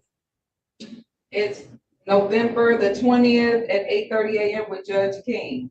Do you understand that, Ms. Walker? Oh, let me. You're on mute. Yes, I do. When is your next court case? The 24th. No, it's not. That's what they said before I left with Dickerson. Okay. When is her next case, Madam Clerk? November the 20th Okay, it's at 20. 8:30 a.m. with Judge Kenneth King. And what district is that at? 36. Downtown, right? 36 District Court. You're gonna appear on Zoom, not in person. So you zoom in at 36 District Court, Judge King, November 20th at 8:30. Okay, and they're gonna give me some papers, show me how to do the Zoom thing. Yes. Okay. Maybe Miss Walker. We're gonna change that over, man. We're gonna have you show up in person. Yeah. We're gonna have you show up in person. Don't worry about the Zoom thing. You just Okay. show up. You show up at 8:30 on November 20th. Okay. I'm cool with that. Yeah, I think we're gonna so we don't have any technology issues. All right. So the bond is gonna be reduced. 50,000 personal. GPS tether. No contact. No, I'm sorry. We're gonna do the alcohol tether. Do the alcohol tether. No alcohol, Ms. Walker. You understand that? Okay. No contact. November 20th, Judge King here at 36 District Court, which is downtown. Yes. So today I'm getting out and I gotta go get the tether. No, you'll get out when they let you know that they can fit you for your tether. Okay. Okay. Thank you. All right, may I have the next person at Wayne County Jail, please? Morning, what's your name? Marco Dixon. Calling case 230-599-0401, people of the state of Michigan versus Remarco Devon Dixon. Defendant is charged with 1 count of home invasion, 2nd degree. Defendant is labeled as a habitual offender, 4th offense notice. Today is the date and time for a bond redetermination hearing. Good morning, Judge Stevenson for the people. Right on behalf of Mr. Dixon. All right, what's your name, sir? My name is Remarco Devon Hicks. Argument. He's 39, does have some flyers. He works as the assembly driver judge for a furniture company. He has 6 kids, lives with his fiance in the city. Obviously no contact with the complainant or the home, Judge. So I'm asking the court, the bond is 50,010. I'm asking for personal GPS tether, no contact, Judge. Okay, I'm confused. So is Mr. Dixon the baby's father of the complainant, or is he the neighbor who allegedly has been breaking into houses in the neighborhood? Neighbor, Judge. Oh, okay. Argument. Respectfully, Judge, Mr. Dixon's lucky this wasn't my case in arraignment, because I think I would have persuaded the magistrate to give a higher bond. In addition to all of his priors, he's on probation right now for a CCW. And he's been on probation since last year, and he's going to be on probation at least until next year. And then we have an individual who's found in the house taking things, and Judge, arguably this was premeditated, him asking his neighbor when she was going to be returning back because he saw that she was leaving. And being an opportunist, he ended up, when she was gone, looting her place. And then, Judge, the police find him in the house. God only knows what would have happened if they would have come back and the individual, the complainant, and he was still in the house. Instead, the police come and they see him in the house. This is 50,000, 10%. I would have been asking for 50,000. Judge, we're just going to be asking respectfully for you to continue.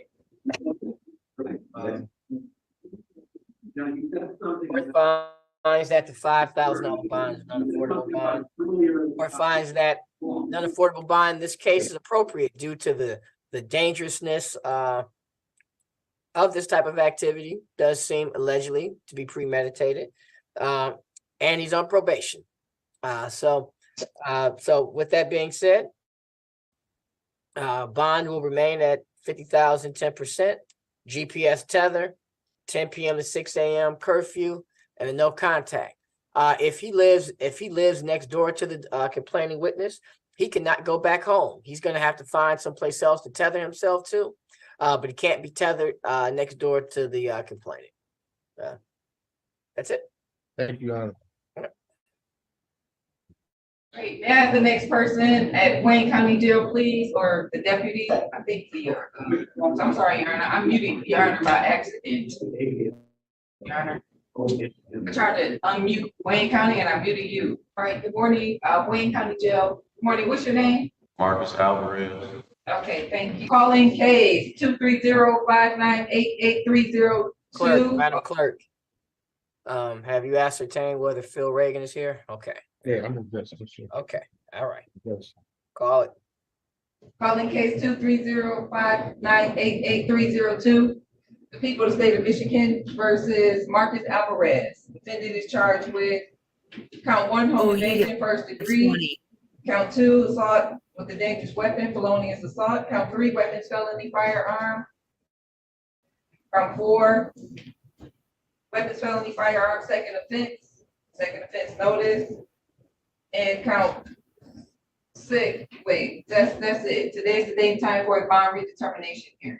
Thanks, Judge. Good morning. Steve Benson for the people. Your Honor, right on behalf of Mr. Alvarez. All right. Mr. Alvarez, state your name for the record. Marcus Alvarez. Argument. Judge, he class 42, has a attempt CCW back in 2016. He's employed gainfully every day. Has 3 kids. They're all grown kids, though, Judge. One of the things that I look at too, Judge, when we talk about cases like this, we have multiple defendants, 3 defendants, like a pot of gumbo. Everything is just all thrown in there. Mr. Alvarez goes allegedly to this location with these other people, and then he just kind of gets caught up in the frenzy and the fray of everything. He doesn't know who these complaining witnesses are, but he's going with these other individuals, and then they start arguing, and he's trying to stop stuff, and then everything just Is that right? They start arguing and he was trying to stop stuff. Remember that. Remember this version. Kind of gets out of hand. But, unfortunately, Judge, because of the CCW in 2016, he is right now unable to open carry a firearm. So when he tells the police he was open carrying a firearm, it's what they say, he's honest with the police, but that's not how it works at this point. Now it's guilty of home invasion. I know, maybe guilty of firearm possession and ammunition, possibly. I don't know. But he tells us, Judge, he's there and he's kind of caught up trying to stop everybody, trying to stop the situation. These women, and another guy comes in and it's just kind of gets out of hand. But I'm asking the court, Judge, based on the lack of assaultive history, to consider a reduction in bond to a personal bond with, GPS tether, and I guess we got the house arrest. But, again, Judge, there's co-defendants, there's a lot going on here. It's a lot that's going to come out. But again, Mr. Alvarez is kind of one of those situations at the wrong place, wrong time, gets kind of caught up and sucked into something. Mr. Prosecutor? Yeah, Judge, Mr. Reagan and I must be speaking about two different individuals. This individual that Mr. Reagan says has an attempt charge on his, prior convictions. He should be labeled as a half-fourth notice, Judge. I mean, Mr. Reagan says, well, because he doesn't have an assaultive history, he has an armed robbery conviction. I mean, come on, let's put it out there. He has an armed robbery conviction. He's got controlled substance. He's got a weapons felony firearm. He just picked up a case, not charged, disorderly, and he was convicted of that this year. And then he's the one in this whole soiree that Mr. Reagan was talking about, who was trying to stop it, that said to one of the complainants, what, you're bringing a knife to a gunfight? And this is when he shows his firearm. So we must be talking about two different people, respectfully, Judge, because the person that I'm speaking about, clearly, the one that's being charged right now, should have a have-for notice, does have priors. At least one of those was assaultive, has a second offense notice on a weapons felony firearm, gave an admission to the fact that he was possessing a firearm, was with another individual in this that ends up telling one of the complainants that it doesn't matter whether or not they're going to be arrested, that the complaint can still be touched. And this is just by association. Now we're talking about an individual who was with other individuals that was part of this whole thing. So respectfully, Judge, I don't know where Mr. Reagan's coming from on this. I needed to put this out there so you would be informed as to this defendant, his history, and his part in this whole thing. Judge, I think he got lucky in only a $10,000 cash bond with tether house arrest. We would be asking for you to continue this. I don't see this as kind of trying to stop stuff here. He was part of the people that came into the home. So, Judge, with all that being said, again, I don't mean to sound repetitive. It's 10,000 cash. We're going to ask you to continue.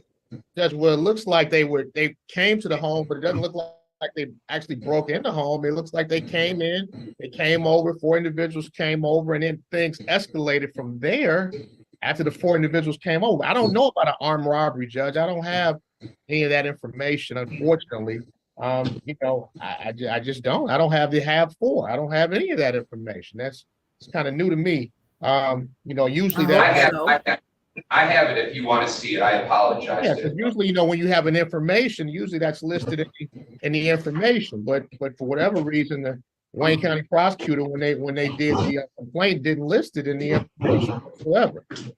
So regardless, Judge, I don't know about that. I just know what my client represents to me, and obviously we get multiple sides of the story. In this investigator's report, we get one side. Now, obviously, he'll have his day in court. And we're asking the court for reduction based on the fact that there are multiple sides to this, judge, and that all has to come out. Right.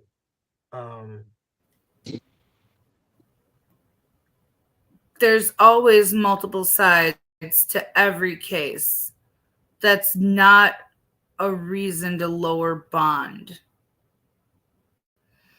Saying just, saying, well, there's multiple sides to this case, so give them a break. That's not how that works. You have to have a reason. There's like 3 reasons that they can keep the bond.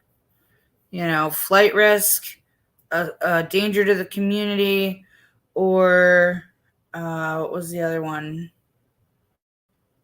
Danger to the victim. So those are the 3 reasons that they can keep a high bond on a person. So I'd say with his history, I'd consider him a danger to the community for dang sure.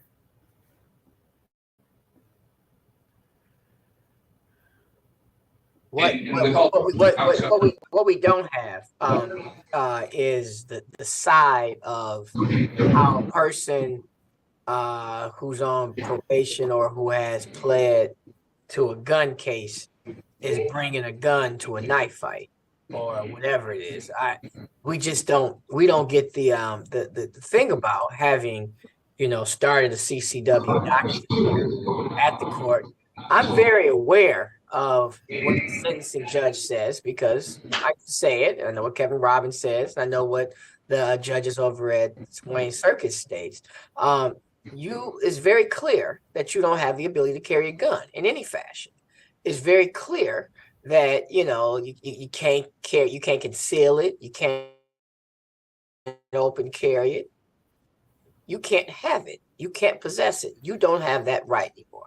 So whether he forced his way into the house or the apartment or pushed his way or was stopping something, was whatever, he's brandishing or pointing a firearm at someone that he should never have in his possession. So we do know that. All this other stuff and armed robberies and tab fours. I mean, I don't have any of that. What we do have is a person that got a gun. That's uncontradicted. I mean, he told the police he had a gun. So we can call that one a fact. Everything else we're gonna say is a mere allegation. So what we're gonna do is I find that the defendant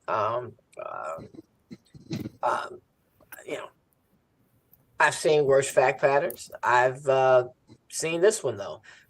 Not sure why he's involved in this or what he thought he was going to do, and all this other stuff. But court finds that the $10,000 cash bond is an unaffordable bond. Court finds that a cash bond in this matter is appropriate based on his priors, based on the allegations in this case. Court is going to reduce the bond to $5,000 cash and keep the other conditions that the magistrate set for the bond. I'm going to reduce it in half. Yes, Mr. Reagan. Nothing, Judge. Thank you so much for your consideration and ruling. Okay. Thank you very much. Guys, take care. Your Honor. Thank you, Judge. Yes. Oh, never mind. Thank you, sir. Oh, go ahead. No, I figured it out. I was making sure there was some stipulation to the tether, and I see it's house arrest. I see it in here. Thanks. All right, call it. All right. Walter Montgomery, calling case 200-613-6801. People of the state of Michigan versus Walter Daquan Montgomery, defendant charged with count 1, controlled substance, delivery, manufacture, cocaine, heroin, or another narcotic. Second or subsequent offense notice. Count 2, police officer assaulting, resisting, obstructing. Defendant's label as a habitual offender. Third offense notice. Also calling case 210-621-7101. People of the state of Michigan versus Walter John Montgomery, defendant charged with count 1, assault with intent to murder. Count 2, weapons, felony, firearm. Second offense notice. Count 3, assault with intent to murder. Count 4, weapons, felony, firearm. Second offense notice. Count 5, assault with intent to do great bodily harm, less than murder or by strangulation. Count 6, weapons, felony, firearm. Second offense notice. Count 7, assault with intent to do great bodily harm less than murder or by strangulation. Count 8, weapons, felony, firearms, second offense notice. Count 9, weapons, firearm possession by a felon. Count 10, weapons, felony, firearm, second offense notice. Count 11, assault with dangerous weapon, felonious assault. Count 12, weapons, felony, firearm, second offense notice. Count 13, assault with a dangerous weapon, felonious assault. Count 14, weapons, felony, firearm, second offense notice. Count 15, domestic violence, defendants labeled as a habitual offender, fourth offense notice. Today is the date and time for a bond redetermination hearing. Judge, good morning. Always a privilege. Steve Vincent for the people, P71917. Mr. Reagan. Judge, good morning, man. This is most honorable court for Reagan P5715 on behalf of Mr. Walter Montgomery. All right.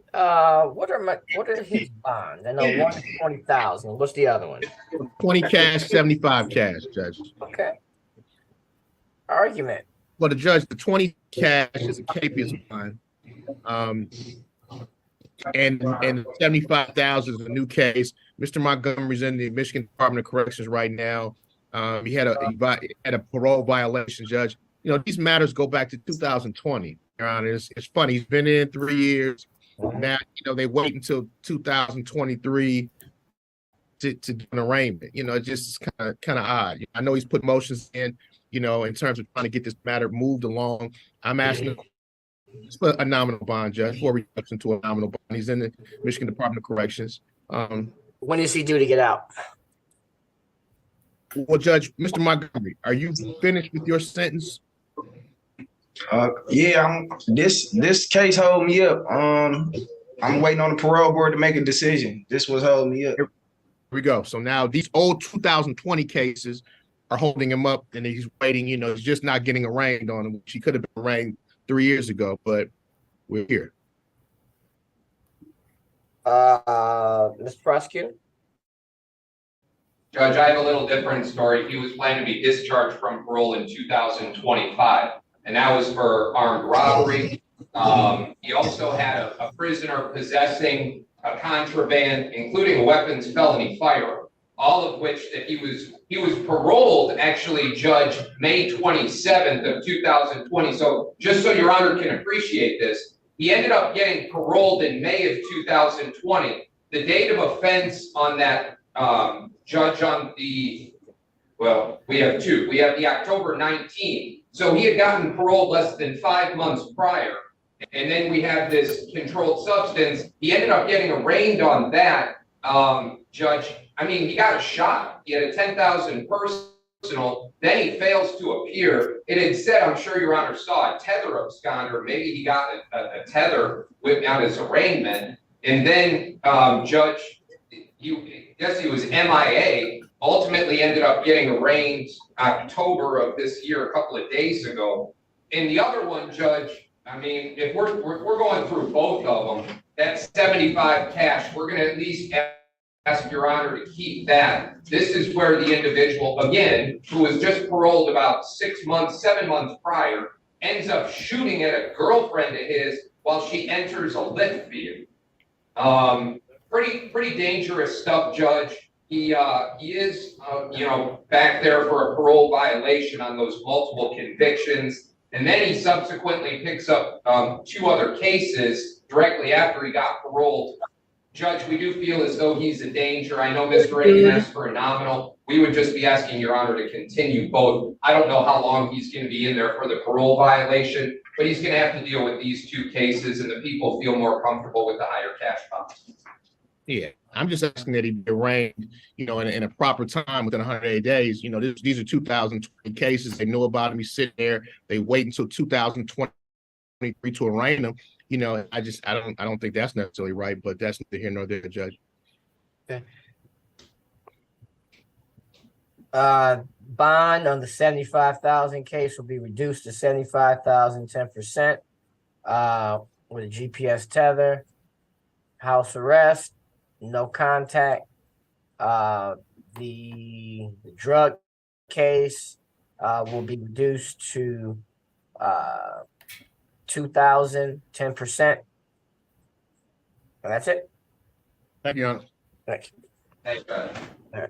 Dario Washington, Calling case 230-599-3201, people of the state of Michigan versus Denario Maurice Washington. Defendant charged with count 1, assault with intent to murder, count 2, assault with intent to do great bodily harm less than murder or by strangulation, count 3, weapons, carrying concealed, count 4, weapons, felony, firearm. Today is the day and time for a bond redetermination hearing. Thanks, Judge. Good morning, Steve Vincent for the people. Really, Becky D? Loving an elevator? That's what he's referencing.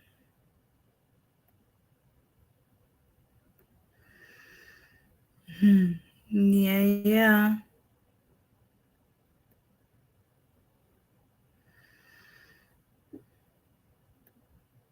Honor, Philip Reagan on behalf of Mr. Denario Washington, Your Honor. Argument. Judge, Mr. Washington is 21 years of age. It's my understanding, doesn't have a domestic violence case. This is a matter, Your Honor, and my client is employed at Ford Industrial. So he is employed. This is a matter, Judge, that allegedly occurred back in September. My client was arrested. He spent the last few months in the Wayne County Jail. The case came for exam. The people could not go forward. The case was dismissed. And the case was then the other day reissued again. And now he's back again. The bond now is still 100,000 cash. Okay, all right, Mr. Reagan, I'm sorry. Because I do remember this case. So what was the original bond? The original bond, Your Honor, and I apologize, Judge. 1 million. 1 million. Oh, okay. So he was in, the case was dismissed, and then they refiled. Refiled. Okay. And what is the current bond? 100,000 cash, GPS tether, house arrest. Obviously, Judge, we're asking for the 100,000 personal GPS house arrest. So we don't have to have this happen again where it gets dismissed, reissued, dismissed, reissued. Tether and house arrest is what we're asking for, Judge. Court, I haven't heard the arguments of counsel. Court finds the $100,000 cash bond is an unaffordable bond. Based on the allegations in this matter, the court finds by clear and convincing evidence that the defendant at this stage is a danger to the community and that bond is appropriate. Bond will continue. Thank you. Hilton Eli, calling case 230-597-5001. People of the state of Michigan versus Hilton Eli III. Defendant charged with count 1, assault with a dangerous weapon, felonious assault. Also count 2. Count 3, assault or assault battery. Also count 4. Count 5, breaking and entering illegal with the entry without owner's permission. Today is the date and time for a bond redetermination hearing. Good morning, Judge Steve Vincent for the people. We'll wait on behalf of Mr. Eli. Mr. Eli, raise your hand, please. So I know where you are. There he is. Okay. Okay. And what is his bond? 18,000, 10%. Yes. Argument. Judge is 35. Does have some priors, Your Honor. Is employed at Olga's Kitchen, Your Honor. Does make a good income, has 4 kids that he takes care of. The complaining witness is an ex-girlfriend, Judge, in the case that he has the 18,000, 10% bond on. The other cases that he has currently, Judge, he has personal bonds on, 7,000 personal. No contact. He's going to live with his mother, not have contact with this young lady. We only have one case here today, though, correct? That's right. That's right, Judge. Okay. Correct. Okay. Correct. I want to, because I know that the brother counsel is going to bring out the fact he has other cases. So I just want the court to know that. But he has, $7,000 personal bond on the other cases, $100,000 personal bond on another one. So I just want to point that out. He does take high blood pressure medication, which he needs. In this case, there were no medics called. There were no injuries observed. It's an alleged assault. No contact with the complainant. I'd ask the court to reduce the bond from $1,800 to $1,800 personal with the GPS tether. Work only. That's part of the bond. Curfew and work only. 8 p.m. to 8 a.m. is what the magistrate gave. But I asked the court to do that, but convert the bond to personal, Your Honor. How old are the complaining witness? Oh, never mind. I see it. Mr. Prosecutor? Judge, respectfully, this wasn't my case in arraignments. If it would I'm have been, sorry, I I'm would have. sorry, I'm sorry. Mr. Eli, raise your hand again. I'm sorry. Okay. All right, continue, Mr. Prosecutor. Sorry, Judge. Wasn't my case in arraignments. If it was, I would have been asking for 75,000 cash. I feel confident that I probably would have gotten that. Mr. Eli has 3 ongoing cases right now. You're familiar with Mr. Eli because he came up in front of you. I actually argued in that case, Judge. He had a $50,000 cash bond for a robbery unarmed. That offense date was June 15th of 23. He came in front of you with that 50,000 cash bond. You actually gave him the benefit of the doubt. You gave him a $1,000 10%. You lowered it to $1,000 10%. So in full candor, Mr. Reagan, I know, said he had all personal bonds. That was a cash bond. He ended up posting that, and that was just bound over, Judge. He also has a computer's fraudulent access as well as an MDOP 1 to 20. He has this case. Judge, the similarity in all of these cases, it's the same complaint. He ended up stealing the complainant's Cash App card in the computer fraudulent access. In the robbery unarmed, he ended up going over and stealing her purse, amongst other things. In the MDOP, he was. So how about this? You know, this one victim doesn't want you to crime on them anymore. So why don't you take your little crime spree and branch out a bit and, you know, share the love with the whole community and, you know, leave this one person alone. You know, go crime on other people for a little bit. Give this girl a breather. Breaking stuff up. And Judge, to add insult to injury proverbially, there was a valid PPO against this individual by the complainant at the time of this offense. And as you can see, Your Honor, he ends up coming over to the house and starts messing with everybody.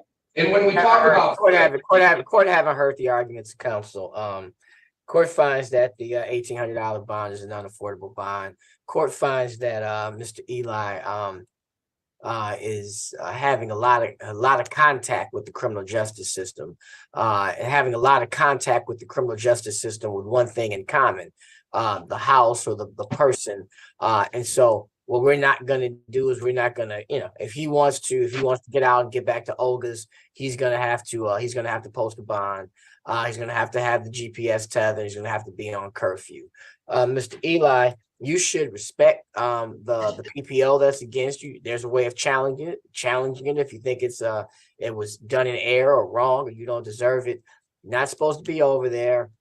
You're not supposed to be fighting teenagers. You're not supposed to be stealing stuff. You're not supposed to be using somebody's card and computers. And I'm not saying you did any of it, but it's too much right now. Bond continues. Thank you, Judge. Mario McDay. Calling case 230-599-5901. People of the state of Michigan versus Demario McDay. Defendant charged with count 1, assault with intent to do great bodily harm, less than murder or by strangulation. Count 2, domestic violence. Today is the date and time for a bond redetermination hearing. Good morning, Judge Stevenson, for the people. Right on behalf of Mr. McDay, Your Honor. Argument. Oh, Judge, here we go. We have it. We're talking about going in phones again in different situations. My client, Judge, he has no prior criminal history. He's 28, works as a chef at Shinola, has a very good job, Judge. Excuse me. The judge just wants to verify if he really just said he works as a chef at Shinola. I remember a very popular phrase used to be, they can't tell shit from Shinola. Or it was something along those lines. I heard old ladies say it all the time. So, yeah, when I first heard that, I'm like, they really named a restaurant that? Like, what? and Paul Meyer, I don't know how many times I got to tell you. Come get it. Your hand, what's your name, sir? Put your hand up. What's his name? Okay, McDay? Okay, can you unmute him? Or is he muted by the deputy, or what's going on? No, don't unmute, you know. Okay. What's your name, sir? Sir, my name is Demario McDay. I had just raised my hand. I did raise my Yeah. hand intentionally. I was just waiting for permission to speak until. Yeah, no, we don't want. So we don't want Mr. McDay, Judge, obviously to we lose don't his job. want He you don't want to lose his job. He don't want to be there. I Stop. don't want him there. You know, and I know he wants to talk. I know he wants to, you know, say some things. Intelligent man.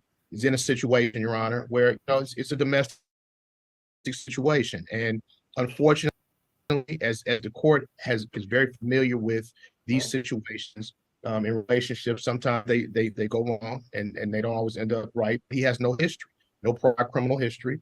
You know, Judge, he's a chef. He works hard. He lives in the city. He has so his entire life. And he's in jeopardy of losing his job, Judge. And I don't want to see him do that. He's not going to have any contact with the complaining witness whatsoever. In fact, I think they were in the process of breaking up. So it's no need for contact. I am asking the court to reduce the bond to $25,000 personal with no contact. Let this gentleman get back to work and let him deal with his case in the system. As he's going to have to do. He'll have his day in court. I just don't want to see him incarcerated and lose his job and lose everything he has by allegation, Judge, that has yet to be proved. Then quit criming. Argument. Judge, the police ended up arriving at the scene of this incident because a neighbor in the building heard the complainant screaming so loud. You can see as well that allegedly the defendant was strangling the complainant up until the point that the police ended up arriving. I'm not going to get too much more into the allegations. I think Mr. Reagan, as well as yourself, can read it. It's pretty short and sweet. Now, in full candor, though, It's pretty hard to deny the allegations when you're basically caught in the act. When you don't stop strangling the person until the police arrive, like, you're kind of busted. And I love the defense attorney. I mean, he's doing the best he can with what he's got, which isn't much on all of these cases. But you gotta love it. It's like, well, these are mere allegations. And then the prosecutor pipes up and he's like, yeah, it's allegations, but this is the evidence that we have. And these two are so funny. They go at it a little bit every once in a while, and some backhanded comments and stuff, or backhanded compliments, I should say.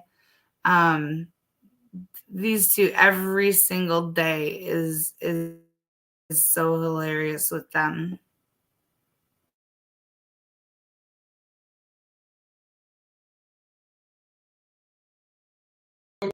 Judge, Mr. Reagan wasn't completely accurate regarding the defendant's prior criminal history. It's funny, he didn't say convictions. He said no prior criminal history. This defendant does have an ongoing case right now, and he failed to appear on that case, and he ended up just getting arraigned on it, even though the 510% got converted back into a personal bond.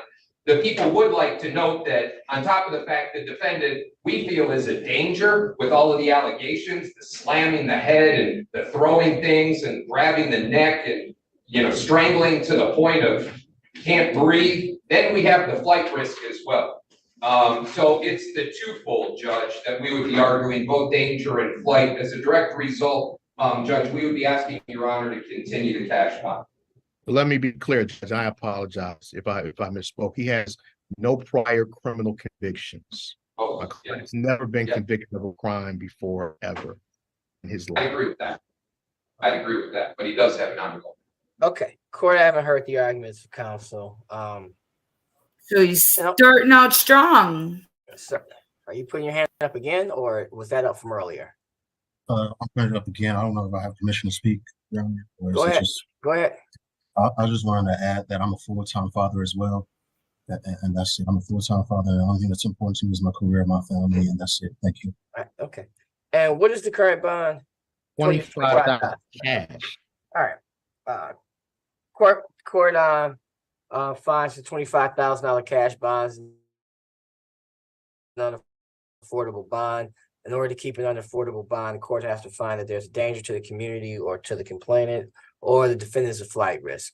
The court is going to take into account that the defendant does not have any prior convictions and that he does work. And the court is going to convert the bond to a $25,000 personal bond with the GPS tether. What's his hours that he needs for his work, Mr. Ray? What's your work hours, sir? Sir, I work 10-hour shifts. I work about 8 a.m. to about 7 p.m. All right. Curfew will be 11 p.m. to 6 a.m.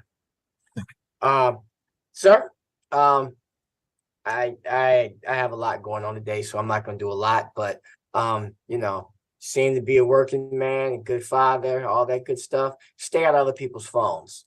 Okay. Stay out of other people's phones. I'm not saying you did anything in this, but that's someone else's possession and it's their property. You're not the police, you're not the CIA or the FBI, you don't have a search warrant to go into someone else's phone. That's their property. And what you saw that upset you, you wouldn't have seen it if you hadn't have gone through someone's phone. People have the right to discuss you to their family or their friends and do what they want or whatever. That's their right. But not saying you even did anything, but get out of people's phones. Stay away from it. Your phone, their phone, work, be a good husband, good productive citizen, and go about your day. Okay, sir? All right, have a good day. Next case. Right on the 6th floor hallway. What's your name, please? One more Judge, time, when you please. break it down like that. Yes. No, I cannot hear you. I apologize. What's your name? Don't see. Oh, sorry. Yes. Anyone here? You said Odunsi. Oh, okay. Sorry. Thank you. Calling case 230-599-5801. People of the state of Michigan versus Lapido Tulupe Oladusi. Defendant charged with 1 count of 3rd-degree arson. Today is the day and time for a bond redetermination hearing. Thanks, Judge. Steve Benson for the people. Deliberating on behalf of Mr. Odunsi, Your Honor. What's the bond? 10,000 cash. Okay. Argument. My client's 45, Judge. No prior history, not on probation or parole. Lives with his mother in the city of Detroit, has so his entire life, no kids, living with his mom. He works as GED at WC3 right now. GPS tether, house arrest, that's an order. That's definitely an order, but I'm asking for reduction based on the lack of priors of 45 years of living. He has nothing. I'm asking 45, asking for 10,000 personal GPS tether and house arrest. And that's all right now. Judge, he put everybody in that house in danger. He ended up putting the neighborhood in danger by setting the house on fire. The really concerning thing, Judge, and I'm sure you picked up on this, was the defendant ends up allegedly telling police officers that he was hungry and he didn't have anything to do, so he set the house on fire. He didn't have anything to do, so he set the house on fire. Your Honor. That's not hungry. We call that hangry. He just wanted a hot meal. Based on the nature of the allegations, based on the charge, Judge, based on the fact that, he didn't know who was in the house, who wasn't in the house. It's in a residential area. We do feel as though he's a danger, Judge, respectfully. We're going to be asking for, Your Honor, at the very least, if he does modify this bond, to keep a cash bond. He didn't have anything to do, admittedly, so he set the house on fire. Judge, I don't have to tell you that Mr. Vincent, as good of a lawyer he is reading from a document that's hearsay that he has no personal knowledge of, but he's reading stuff and he's putting his twist on it. And I don't have to tell you that, Judge, because you're probably more knowledgeable than I am about all this. But I just want you to keep that in mind, that he hasn't been proven guilty of anything yet. These are all allegations, and there's always a little bit more to it than what's in the investigative report. And I'm not saying that he didn't say. Judge, you're probably a little more knowledgeable about it than I am. You think there's a reason the man's wearing the robe and you're not. I'd be a bit scared if the prosecutor, or defense attorney was more knowledgeable about everything than the judge was. I mean, that I can understand a thing or two, but yeah. And that whole, well, I know he's a good attorney, but he's just reading from a document. That's the backhanded compliment that I was talking about earlier. Yeah, he loves throwing stuff like that at him, but he gives it right back. The prosecutor gives it right back to this guy. They've got a good working relationship, and it's hilarious to watch it sometimes.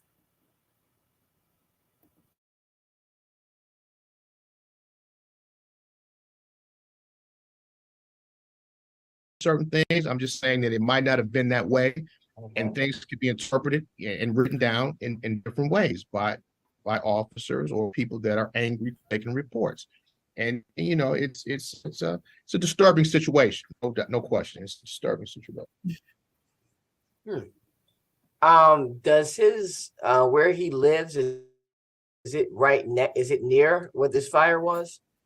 Judge, I don't believe it is. I have him at a Main Street address. This is over on Lawley. So I don't think that there is a correlation to in terms of being close. I could be wrong though, Judge. I don't think. So and the relation between the person that this incident is, he had done some work for them. Is this that case where it's like $40 was owed, or is this the? Yeah, for a few dollars. You're absolutely correct. Yep. $40. $40.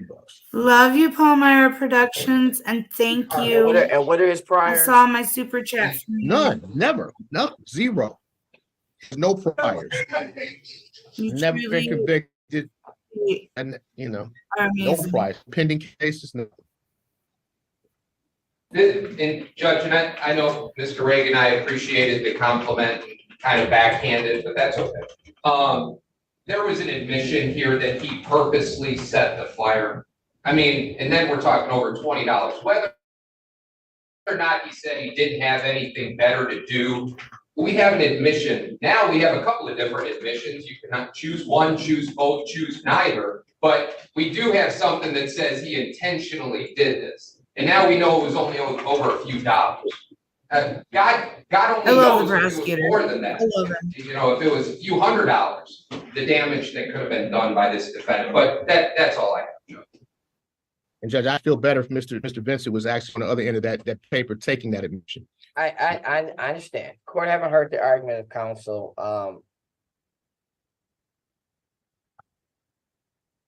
Court is going to reduce. Dangerous, Judge. It is dangerous. Allegations. This is one case where I don't have a good read on it, based on the history, based on this. Nothing in this makes any sense. Always more to it, Judge. Maybe. And They're both still going. Yeah, you don't have a good read on it because the cases with arson rarely make sense. They just don't. It's a psychological thing. They do it just to watch it burn. And it's creepy and crazy. On this one, the court is going to continue the bond. No, I'm gonna reduce the bond. Bond will be reduced slightly. 10,000, 10%, GPS tether, house arrest. Thank you. Thank you, Thank Judge. you. All right, at Wayne County Jail on the 8th floor, what's your name, please? DeAndre Hargrove. Okay. Calling case 230-599-5501. People of the state of Michigan versus DeAndre Lindell Hargrove. Then you charged with count 1, assault with intent to do great bodily harm, less than murder or by strangulation. Count 2, assault with a dangerous weapon, felonious assault. Count 3, domestic violence. Today is the day time for a bond redetermination hearing. Judge, good morning. Steve Benson for the people. So right on behalf of Mr. Hargrove, Your Honor. What's the last name again? Hargrove, Your Honor. Hargrove. What is Mr. Hargrove's bond? 10,000, 10%. Argument. Judge, I'm going to keep this short and simple. I'm going to say 5 words to you. I'm going to say the people ask for personal bond. That's all I'm going to say, Judge. That's what they asked for at arraignment. The people even they asked for a personal bond, and the magistrate gave a cash bond. Judge, he's 28, no priors. The complaint even told the police she wanted to drop the case. Judge, is my understanding. But obviously, the people have a right to go forward with their case. It's their case. There's no witnesses, no medics, no injuries, nothing. And even the people asked for personal bond. So I'm asking the court to adopt what the people asked for at the arraignment, Judge. Argument. 4 words, Judge. This wasn't my case. If it was, I would have been asking for cash and I would have asked for more. Highly assaultive judge. We do have a prior, not a conviction, but he ended up pleading. It got pushed under HIDA. He had 18 months probation. As something that happened, he got an additional 18 months probation, Judge. Now, there is a presumption of innocence, but that's kind of lost when you have a defendant that subsequently, after allegedly doing what he does, goes and hides in somebody else's backyard. After he took allegedly the person's phone, after he got physical with her, so she couldn't call the police. I guess what the defendant didn't count on was the fact that the police pinged that phone to find him where he was hiding in somebody else's backyard. Judge, based on the nature of this, it's charged as a GBH as well as an FA. Based on the fact that there was stomping, choking, there was a cord that apparently was used to choke the individual. Again, if this was mine, I think. Sounds like a good Friday night. No, yeah, they have the ability to ping electronic devices, i.e. phones. So that's the dumbest thing that you can take and run with. I would have gone hard and heavy on it, but Judge, I do appreciate your thoughtfulness, and I'll leave this one up to you. No injuries from a cord.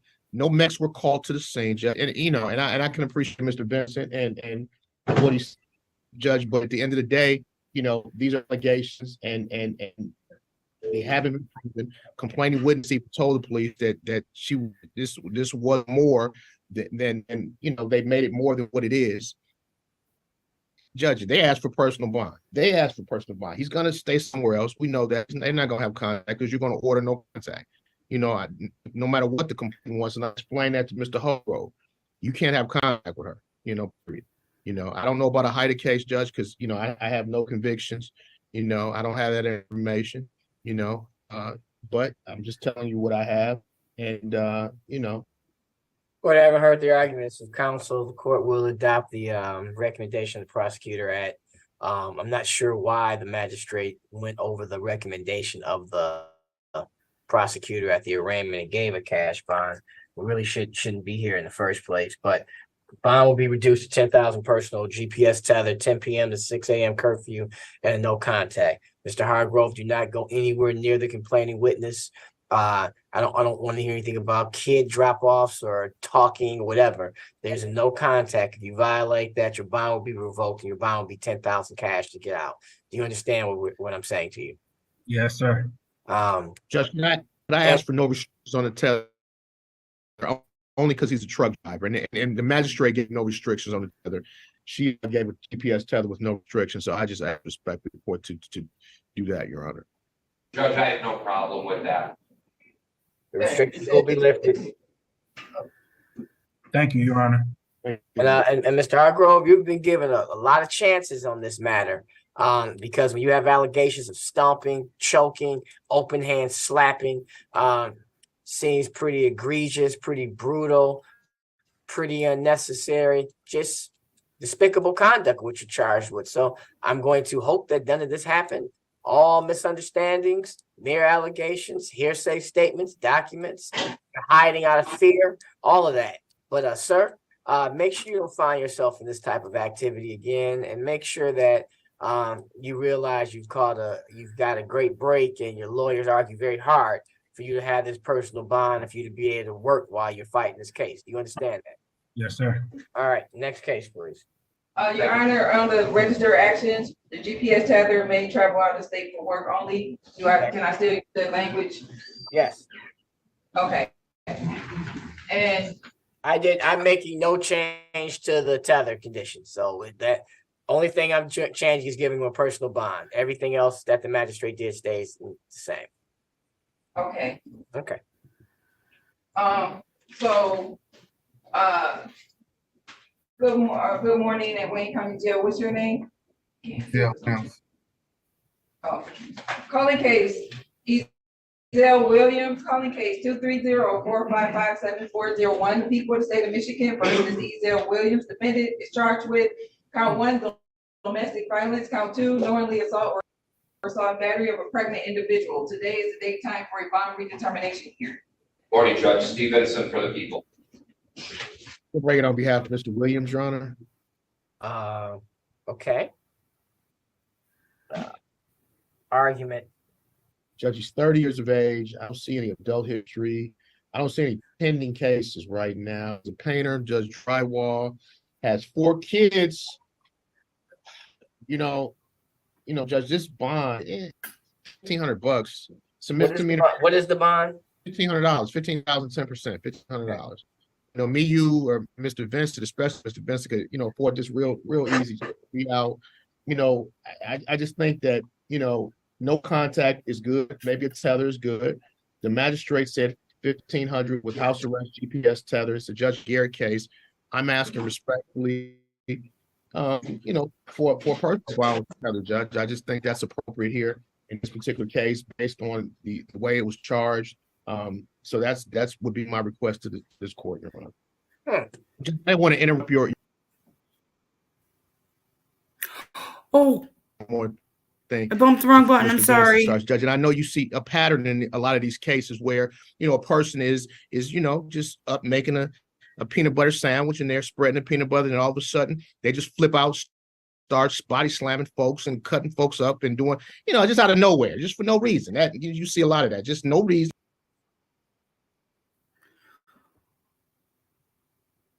What the heck was that? People, you see it all the time, Judge. People making a peanut butter sandwich and they just start flipping out and body slamming people. No! I have never seen that. I have never seen that. What the hell? Whose Thanksgiving were you at, buddy? What in the heck? And I'm just saying, Judge, and you've been, that's just not how it happens. And it's more to it. And, a lot of this stuff, Judge, the way it's written is ridiculous. But I'm sorry, Judge. I respect that, Mr. Reagan. The thing that I try to do sometimes, you got evidence is what the evidence is. And there is no evidence in this case. It's only a hearsay document. It's a binary determination hearing. I try to get to how do we get to a pregnant woman needing medical attention? I don't care what she does. I'm trying to get to what is the provocation, unless we have something dealing with knives are being brought, guns, some sort of saw, maybe power tools, something that could maim the defendant, or cause him great, but I'm looking to see how do we get to medics being taken? The worst infliction, Judge, is self-infliction. And when I say self-infliction, I mean when a person can't control their emotions. When a woman, and I'm saying this about Miss Metz, when a woman gets so upset with a guy, they lose it and they start to snap on the guy. And the guy's simply trying to calm them down, hold them down, and they're going crazy and he's doing everything he can. That happens just so often. Let me say this, Mr. Williams, if that's what happened, and I don't need you to respond. Let me just say this. If a pregnant woman is losing it, she's hormonal and things are going on and there's phones involved, what you have to do is you have to remove yourself from the situation. What you can't do is start, going Manny Pacquiao over there. Just, you're sticking her and just you're hitting it. And if the words "I'm gonna kill your baby" came out of anyone's mouth, I mean, even if you didn't even mean it, who says things like that? How do we get to these points where a pregnant woman is beat and an allegation of the words "I'm gonna kill your baby"? I don't understand. I don't get it. Yeah, and there is nothing in this report that is any provocation or trigger. You're right, Mr. Reagan. It is just pass me my phone and my charger, and next thing, it turns into a savage beating and a threat of killing a baby. Doesn't make any sense. You have to wonder what is intervening in between all of that, but that's all we have right now. Mr. Prosecutor. Judge, I know you're not in the business to usually give in cash bonds on misdemeanor cases. Just a couple of points. One, 2 misdemeanors, and I'm glad Your Honor ended up pointing out the whole idea of what the defendant said, that "I'll kill your baby." In essence, what he was saying was, "I'll kill my baby," because it was his. Oh, that's a lot. That's a lot. But that's not accurate, Your Honor. Okay. Okay, we're not going to get into paternity right now. I'm really not concerned whose baby the complainant is carrying. That's between her and her baby's father. That's not the court's business. What we are here is for misdemeanors. The argument the defense is going to make is that even if he's convicted, most likely he won't spend any time in jail. He'll get probation. What's his record, Mr. Reagan? Does he have a record? He has no record. Okay. So that would be Mr. Reagan's argument. But where in the prosecutor's argument is just strictly the safety of the complainant. And I'm trying to figure out the least how do we get to does your client work? He's a painter and does drywall. That's right, you did say that. Judge, with all due respect, I believe under 6.106, I believe it's F1, 2, in terms of Your Honor taking in any relevant information. He may not have a record, but he did have juvenile adjudications that Your Honor can take into account. He ended up actually pleading on top of the whole alleged. I got him, Mr. Prosecutor.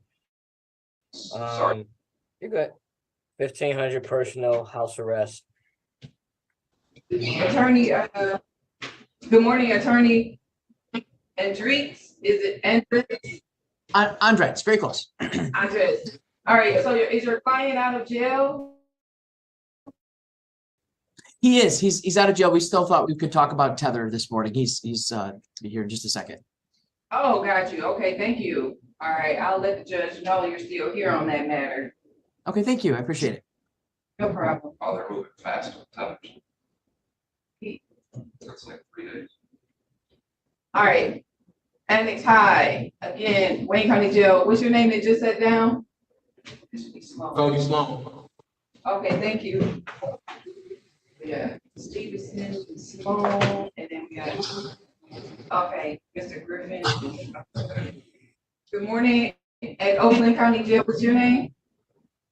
DeMarco Brandon. Okay, thank you. Welcome. Good morning, Attorney Reagan. Good morning, Madam Clerk. Demetrius Griffin. Where did Demetrius? He has a retained attorney. Okay, great. Thank you. See, I got school and I hate that Wayne County jail. Demetrius Griffin, calling case 230-593-8901. People of the state of Michigan versus Demetrius Griffin. Defendant is charged with count 1, robbery, armed, count 2, weapons, felony, firearm. Today is the date and time for a bond redetermination hearing. Judge, always a pleasure and privilege. Steve Vincent for the people, P71917. Good morning, Your Honor. Robert Andretz on behalf of Mr. Griffin, who is seated to my right via Zoom, and we both consent to appear by Zoom today. Okay, argument. All right. Well, thank you, Your Honor. Who would you like to go first? This is your motion. All right. Thank you, Your Honor. So the current bond conditions require him to be placed on a tether and have a bond where he's required to be at his home from 10 p.m. to 6 a.m. Unfortunately, he does work a part-time job at Taco Bell. He often works over the night shift from about 12 p.m. to 7 a.m. or 12 p.m. to 8 a.m. And he also sometimes has to take his brother to school. His brother lives in a different home. Sometimes he has to go to the home overnight to be able to get his brother to school on time. So the home confinement overnight has been a difficulty, or will be a difficulty for him throughout the bond period. So we'd ask that. Pardon me, Your Honor? What is your recommendation? Well, and also he has had no contact with the victim, in the case since back in April when this happened. So this has been over 6 months, 7 months since that point in time. So we would ask that the bond be amended to remove the tether, but if not to do that, then to at least remove the overnight confinement where he has to stay at home on a. Okay, one more time. So he works the night shift from what to what sometimes? So from 12 p.m. to 7 a.m. He also does other things. He does landscaping during the day. It's just his part-time job is sometimes during the night. That's fine. He's just to be clear, he's going to have conditions with his tether. So he's not going to, I'm not removing the tether. And 2, I will amend this to make sure he can work, but he's not going to have unconditional release where he's just out. This is a highly assaultive case, and the fact that his bond was only $20,000 with the tether was quite generous. And so him being inconvenienced at some point, or that's part of being charged with this type of thing. Obviously, these are mere allegations. He's innocent until proven guilty, but there kind of is a cost with armed robbery charges and guns and ski mask and money thrown up in the air and all of the allegations. So what I can do is amend the bond, amend his conditions to we'll say 10 a.m. to 10 p.m. And so he can be out from 10 p.m. to 10 a.m. Oh, well, his main job is doing landscape. That's during the day. So we were just trying to carve out an opportunity. Taco Bell was the main thing. That's his part-time job. So obviously he was just trying to get things adjusted so he could be able to work overnight. I mean, what type of landscape is he doing in the winter? Is he doing shoveling? There's also snow removal you have kind of an in-between time, I guess, right now between when you're doing a lot of landscaping and when you're doing snow removal, but that will be not too long. So what he has to do is he has to make a choice. Okay, so what we're going to do is this. I appreciate his industrious nature of working multiple jobs and contributing to the economy through his we need a strong, stable tax base in the city of Detroit. However, can't have it all. So would he like to be out to do his snow removal during the day, or would he like to continue his work at Taco Bell? He was saying 10 a.m. to 10 p.m. would be when you have to be at home, whereas right now it's 10 p.m. to 6 a.m. That's the current curfew. 10 p.m. to 6 a.m. Can it be? Do you need it any earlier for your brother getting to school? Could be what would be better? He's out at 6 a.m. right now, so I don't think that's not contributing. All right, I guess we'll keep the time the same way it is, and he'll have to adjust his hours at Taco Bell. Thank you for considering. All right, good luck, sir. No, just to be clear, no change to the bond conditions. Is that correct? Bond is the same. Okay, all right. Thank you, Your Honor. No problem. Eladio Harper. Calling case 200444640. People of the state of Michigan versus Eladio Bryce Harper, defendant charged with 1 count of driving reckless. Also calling case 220595400. People of the state of Michigan versus Eladio Harper, defendants charged with count 1 larceny from the person and count 2 larceny in a building. Today is the date time for a bond redetermination hearing. Thanks, Judge. Good morning. Steve Vincent for the people. Your Honor, may it please this honorable court, deliberating on behalf of Mr. Eladio Harper, who is appearing to be his own. Mr. Harper, raise your hand, please. Okay. It's good to see you, Mr. Harper. Judge, we are not requesting a hearing at this time. Okay. All right. Bonds continue. Thank you, Your Honor. You're welcome. Mr. Harper. Yeah. Okay. Good luck, sir. Good luck to you. Yeah. All right, DeMarco Brandon. Calling case 230-588-4401. People of the state of Michigan versus DeMarco Naeem Brandon. Defendant charged with count 1, weapons carrying concealed, also count 2. Today is the day and time for a bond redetermination hearing. Judge, good morning. Steve Vincent for the people. Judge, may it please this most honorable court, Philip Reagan, 257156, on behalf of Mr. DeMarco Brandon. Mr. Brandon, could you raise your hand, please? Thank you, Mr. Brandon. Judge, we are not requesting a hearing at this time. Okay, bond continues.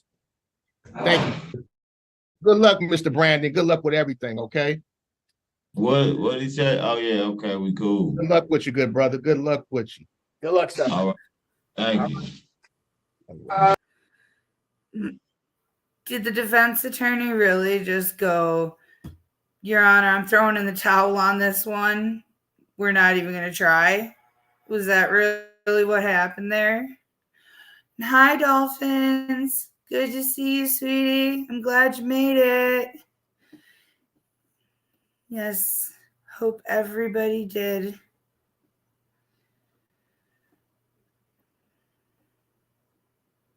Right, Kevin Stevenson, calling case 220-583-2902.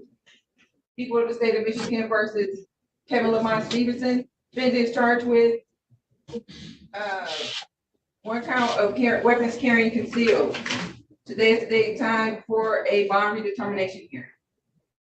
Thanks, Judge. Good morning. Steve Vincent for the people, P71917. Your Honor, Reagan, on behalf of Mr. Kevin Stevenson, who's appearing via Zoom. Mr. Stevenson, could you raise your hand? There he is. Mr. Stevens, bond. It's 30,000 capious bond, Judge, capious bond. Mr. Reagan, are we good with this one too? Just move on. Nope. All right, argument. Judge, he's 20 years of age. You know, this case, Judge, he's been in the Wayne County Jail for about a week, Judge. He had a violation hearing in which he did actually post bond on, and he's just awaiting to see what happens with this particular case. Now he had a case. It's my understanding. I don't even like talking about the height of cases, but this case, Judge, is going back from June. This case goes back to June 2022. It's a CCW case, Your Honor. The bond on it for the CCW case is $30,000 cash. There's been a couple capiouses on it. And I spoke with Mr. Stevenson. He told me about the court dates, got the court dates confused. Some of them he didn't get. I explained to him it's a CCW. You can get this matter resolved. You can get it resolved if you come to court. All you gotta do is zoom in, really. And he posted bond on the other case, Judge. He works, he does plumbing. Where is the other case out of? It's out of Frank Murphy, Judge. It's out of Frank Murphy. And so I'm asking the court, Judge, on the CCW to reduce it, 30,000 personal with the tether, and whatever curfew the court does set. Prosecutor. Judge, if I may, let me just clean this up a little bit. So there weren't 2 capiouses, there were 3 capiouses. And then the only reason why he's in front of us today was because he ended up picking up a new case. The offense date November 6th of 2023. So while he was habeasing, while he was on bond, then allegedly he was committing a new offense regarding stolen property, receiving and concealing motor vehicle, police fleeing 4th degree. He ended up getting a $30,000 personal bond. He was just arraigned on that a couple of days ago. But he's not here voluntarily. He ended up getting arrested for that. Then on the failure to appear, he got arraigned on that because he had a $30,000 cash bond. And again, it was 3 failures to appear, Judge. So, Your Honor, instead of coming to court and doing the right thing, what he allegedly was committing more offenses that he has to deal with. So, Mr. Reagan and I see this just a little bit differently. He may see it more innocently. I see it as a blatant disregard for court orders. Well, it makes sense to me. If you're out on bond, what are you supposed to do? You gotta commit more crimes. It's like Pokemon, gotta catch them all. For bond, for the law, and Judge, respectfully, we're just gonna ask you to continue it. So Judge, I'm glad he cleared that up and cleaned that up. I'm glad, thank you, Mr. Vincent, for cleaning that up. 2 cases, not 3. 3 cases, but not 2. But Judge, again, it's a CCW. And I'm glad he used the word allegedly. Allegedly got this new case of receiving and concealing because it is an alleged situation. It's not, he hasn't been found guilty. So I'm asking on the CCW for the personal, but I'm asking for tether and I'm asking for curfew, Judge, because I think that's important. When you miss court a few times, you don't get the benefit of just being able to not have a tether. So I'm asking for the tether and the curfew. What is Mr. Stevenson's next case, Madam Clerk? It's in front of Judge Giles at 8:30 on November the 29th. Do you understand that, sir? November 29th at 8:30, Judge Giles. You have to zoom into that. All right? All right, bond, court finds a $30,000 KPS bond is an unaffordable bond. Court finds that this is a non-assaultive case, that $30,000 cash bond is an excessive bond as well as being unaffordable. Based on the defendant's KPS history, we're not going to make this a dangerousness argument. This is just a flight risk argument that he doesn't come to court. Because he doesn't come to court, a cash bond is appropriate. And this cash bond will be reduced from $30,000. The new KPS bond will be $5,000, 10% with a GPS tether, 10 p.m. to 6 a.m. curfew. Thank you, Judge. Cody Sloan, calling case 230-599-5301. People of the state of Michigan versus Cody Lamar Sloan. Defendant is charged with count 1, criminal sexual conduct, 1st degree, multiple variables, SORA notice. Also count 2 and also count 3. Today is the day and time for a bond redetermination hearing. Judge, always a privilege. Steve Vincent for the people. Your Honor, Philip Reagan on behalf of Mr. Cody Sloan, who's appearing via Zoom. Mr. Sloan, raise your hand, please. What's your name? Cody Sloan. Okay. Sit up. Okay, there you go. 1 second. What's Mr. Sloan's bond? 150 cash? 150,000 It's cash. already. Argument. He's already on the judge's naughty list. Judge does not like him. You can tell. Sit up. Judge is gonna daddy him.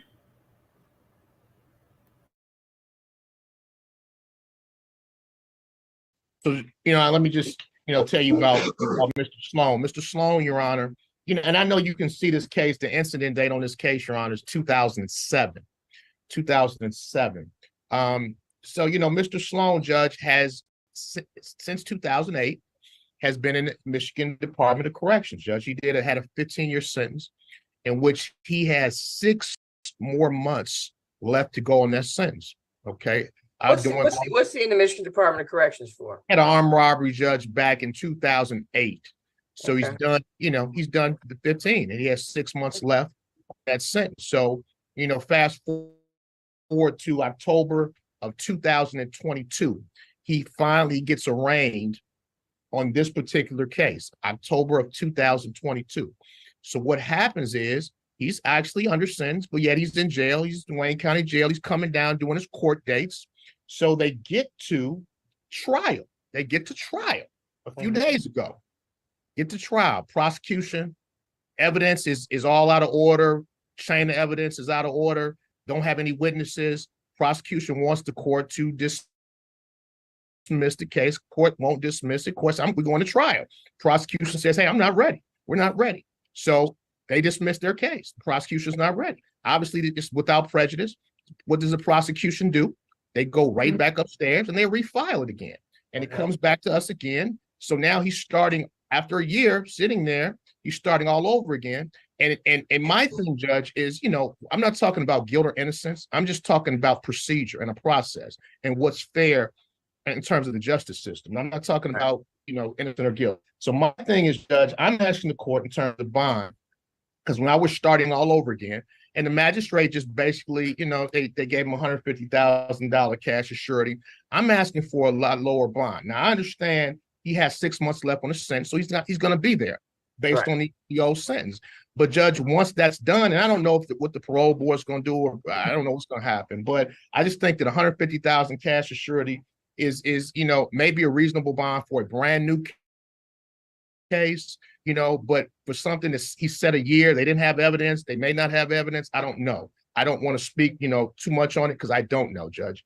I just know it was dismissed. He's here and he's starting all over again. I'm asking for something more reasonable, Judge, in case after 6 months from now, while he's still sitting there waiting for this trial, he may be able to post something, Judge. No, he can't post 150,000 cash. I'm asking for something more like 10,000, 10%, something reasonable, some type of cash bond. I mean, I understand it's what it is. Right. Court and Mr. Reagan, I do understand that you're being dealt a tough hand on this case. These allegations are pretty argument. The 5th and the 14th Amendments are there are two of my favorites. 14th Amendment is actually my favorite constitutional amendment. You have your doctrine of incorporation and incorporating the Bill of Rights to the states and all that good stuff. But and so I understand. I really do understand with your argument. I also recognize the fact that the defendant's going to be still incarcerated. This is not going to either free him or force him to stay in. But we still have to deal with this case that's in front of us and the allegations. And so we have an allegation of a person putting a gun to a woman's head and to her, and to a partner's head. And I'm not going to go on the record about what the allegations are. They're rough. I'm gonna leave it at that. I'm not sure why the magistrate set the bond at 150,000.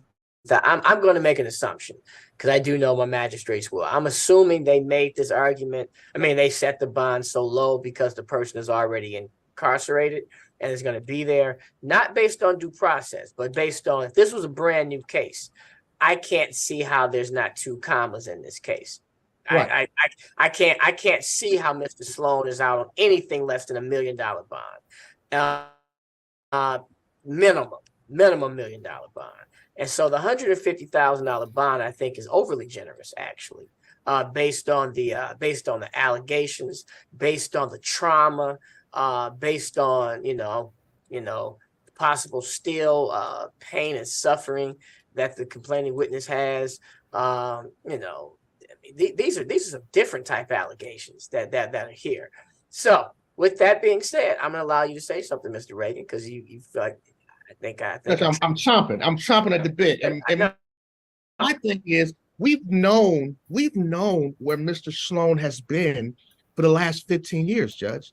He's been in the Michigan Department of Corrections. When did they test the rape kit? When was the rape kit tested? And I don't know, Judge. That's what my understanding was, that he didn't get the hit until recently, and that's how the beauty of DNA exonerates the innocent, and it makes you guilty a lot of times. But so we've unfortunately had a lot of rape kits that have sat dormant in Wayne County due to politicians and lack of funding and lack of hey Mr. Sloan, am I bored? Is this too much for you? You seem a little agitated over there. You good? We good? You know what, Mr. Reagan, listen, we're gonna do this. Mr. Sloan has other things that he needs to do, needs to attend to, and I understand. We're going on and on, and so I don't want to bore Mr. Sloan. So what we'll do is this. The bond right now is currently 150,000. Are there any tether conditions on this? There's 3 days that I pieced together. I took out all the super boring stuff, took out all of the time gaps and delays and stuff like that, and then stitched 3 days together to create this. And this is my favorite hearing of all of them. It's Madam Clerk. Sir. There's a tether, Judge, with no restrictions. No restrictions. Okay. What we're gonna do? Again, we're gonna get Mr. Sloan. I know you gotta get back to it, so I'm gonna move it along for you. I'm gonna process it really quick. So, Mr. Sloan, your bond is going to be changed. Affordable bond. It is unaffordable. And to have an unaffordable bond, there has to be a showing of either danger to the community or danger to the complaining witness, or there has to be a showing of a danger of flight. There is no flight risk because you're incarcerated. If you get out, I also don't think you would that you would be a danger. I mean, a flight risk. The dangerousness element of these charges are they're pretty high. And so what the court has to do is to make sure we ensure the safety of the community as a whole. And the court, because of that, a cash bond is warranted. And again, I'm rushing, Mr. Sloan. I'm trying to get through it. I know you got to go. So what we're going to do is we're going to change the bond from 150,000 cash to a more appropriate bond. More appropriate bond in this matter would be $1.3 million cash. And a tether, GPS tether, no contact provision, and a curfew of 10 p.m. to 6 a.m.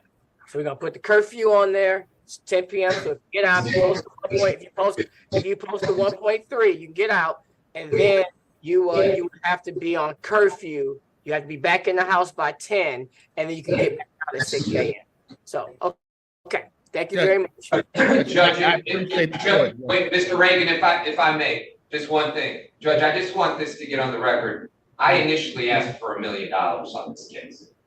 Well, I just want that on the record. So with that being said, I don't ever want to go higher than what the recommendation of the prosecutor's office. So we're going to reduce the bond. The bond will be reduced from 1.3 to 1 million with a GPS tether, a no contact provision, and a 10 p.m. to 6 a.m. Judge, can I just put this in perspective a little bit? And I appreciate the court, Judge. No, we have to move this along. Okay. I think we were kind of. And this is our last case, for the morning. Yeah. Go ahead, Mr. Reagan. Go ahead. And my thing is, Judge, when you sit in prison, you know, for a certain amount of time, and when you go through a case like this case from 2007, and he's been sitting a whole year, and then you, in your mind, you know, this is what happened, what didn't happen, and you get to trial, and then all of a sudden, they don't have any witnesses, don't know anything. The prosecutors had a whole year to put their case together. And then the case gets dismissed, and then you got to start all over again. I think in your mind, Judge, and I don't want to go into the facts of it because I'm not here to do that, but as an individual who has to deal with this, you probably get a little, Mr. Sloan's over there kind of like, what's going on? I got to do this all over. It takes on you. It takes a toll on you. Not to put this case in perspective, Judge, and say that it's not serious and not dangerous and not all of that stuff. But I'm just saying the process, Judge, it can be hard sometimes. That's all I want to say. And Mr. Reagan, I respect that, and we respect Mr. Sloan's constitutional rights. And I'm sure that when they come back, if there's no witness, if there's no DNA, that matter will be dismissed, and he'll go about his life, and hopefully be a productive, contributing citizen, great taxpayer, father, all that good stuff. That's what we want from Mr. Sloan. Exactly. So we wish him luck, and we wish that when he gets out, that again he's a productive member of society. Mr. Sloan's pretty young, got a long life ahead of him. We wish him well. With that, Thank with you that so, being thank you said, so we much. we have Judge. everyone have a great day. You And, too. Just don't want to be back here again with the same situation when they dismiss it, no DNA, no Yeah, evidence, and we're back here. most again. I don't likely we want to. won't do that. We won't do that. No, we did it this time, Judge. I don't want to do it again. Okay. Thank you, Your Honor. Duly noted, duly noted.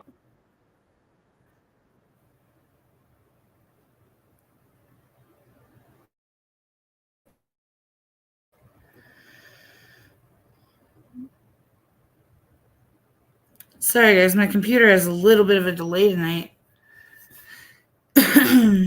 Aw, thank you. Okay, guys. It is, I know it's a little early, but I have been streaming for nearly 3 hours now. And my meds are simultaneously doing too much and not enough. So, I am gonna go lie down. I love you all, and I appreciate you coming out to hang out with me. Like I said, I missed it terribly, and I'm just so grateful for all of you. So, everybody have a wonderful day, wonderful night. Much love.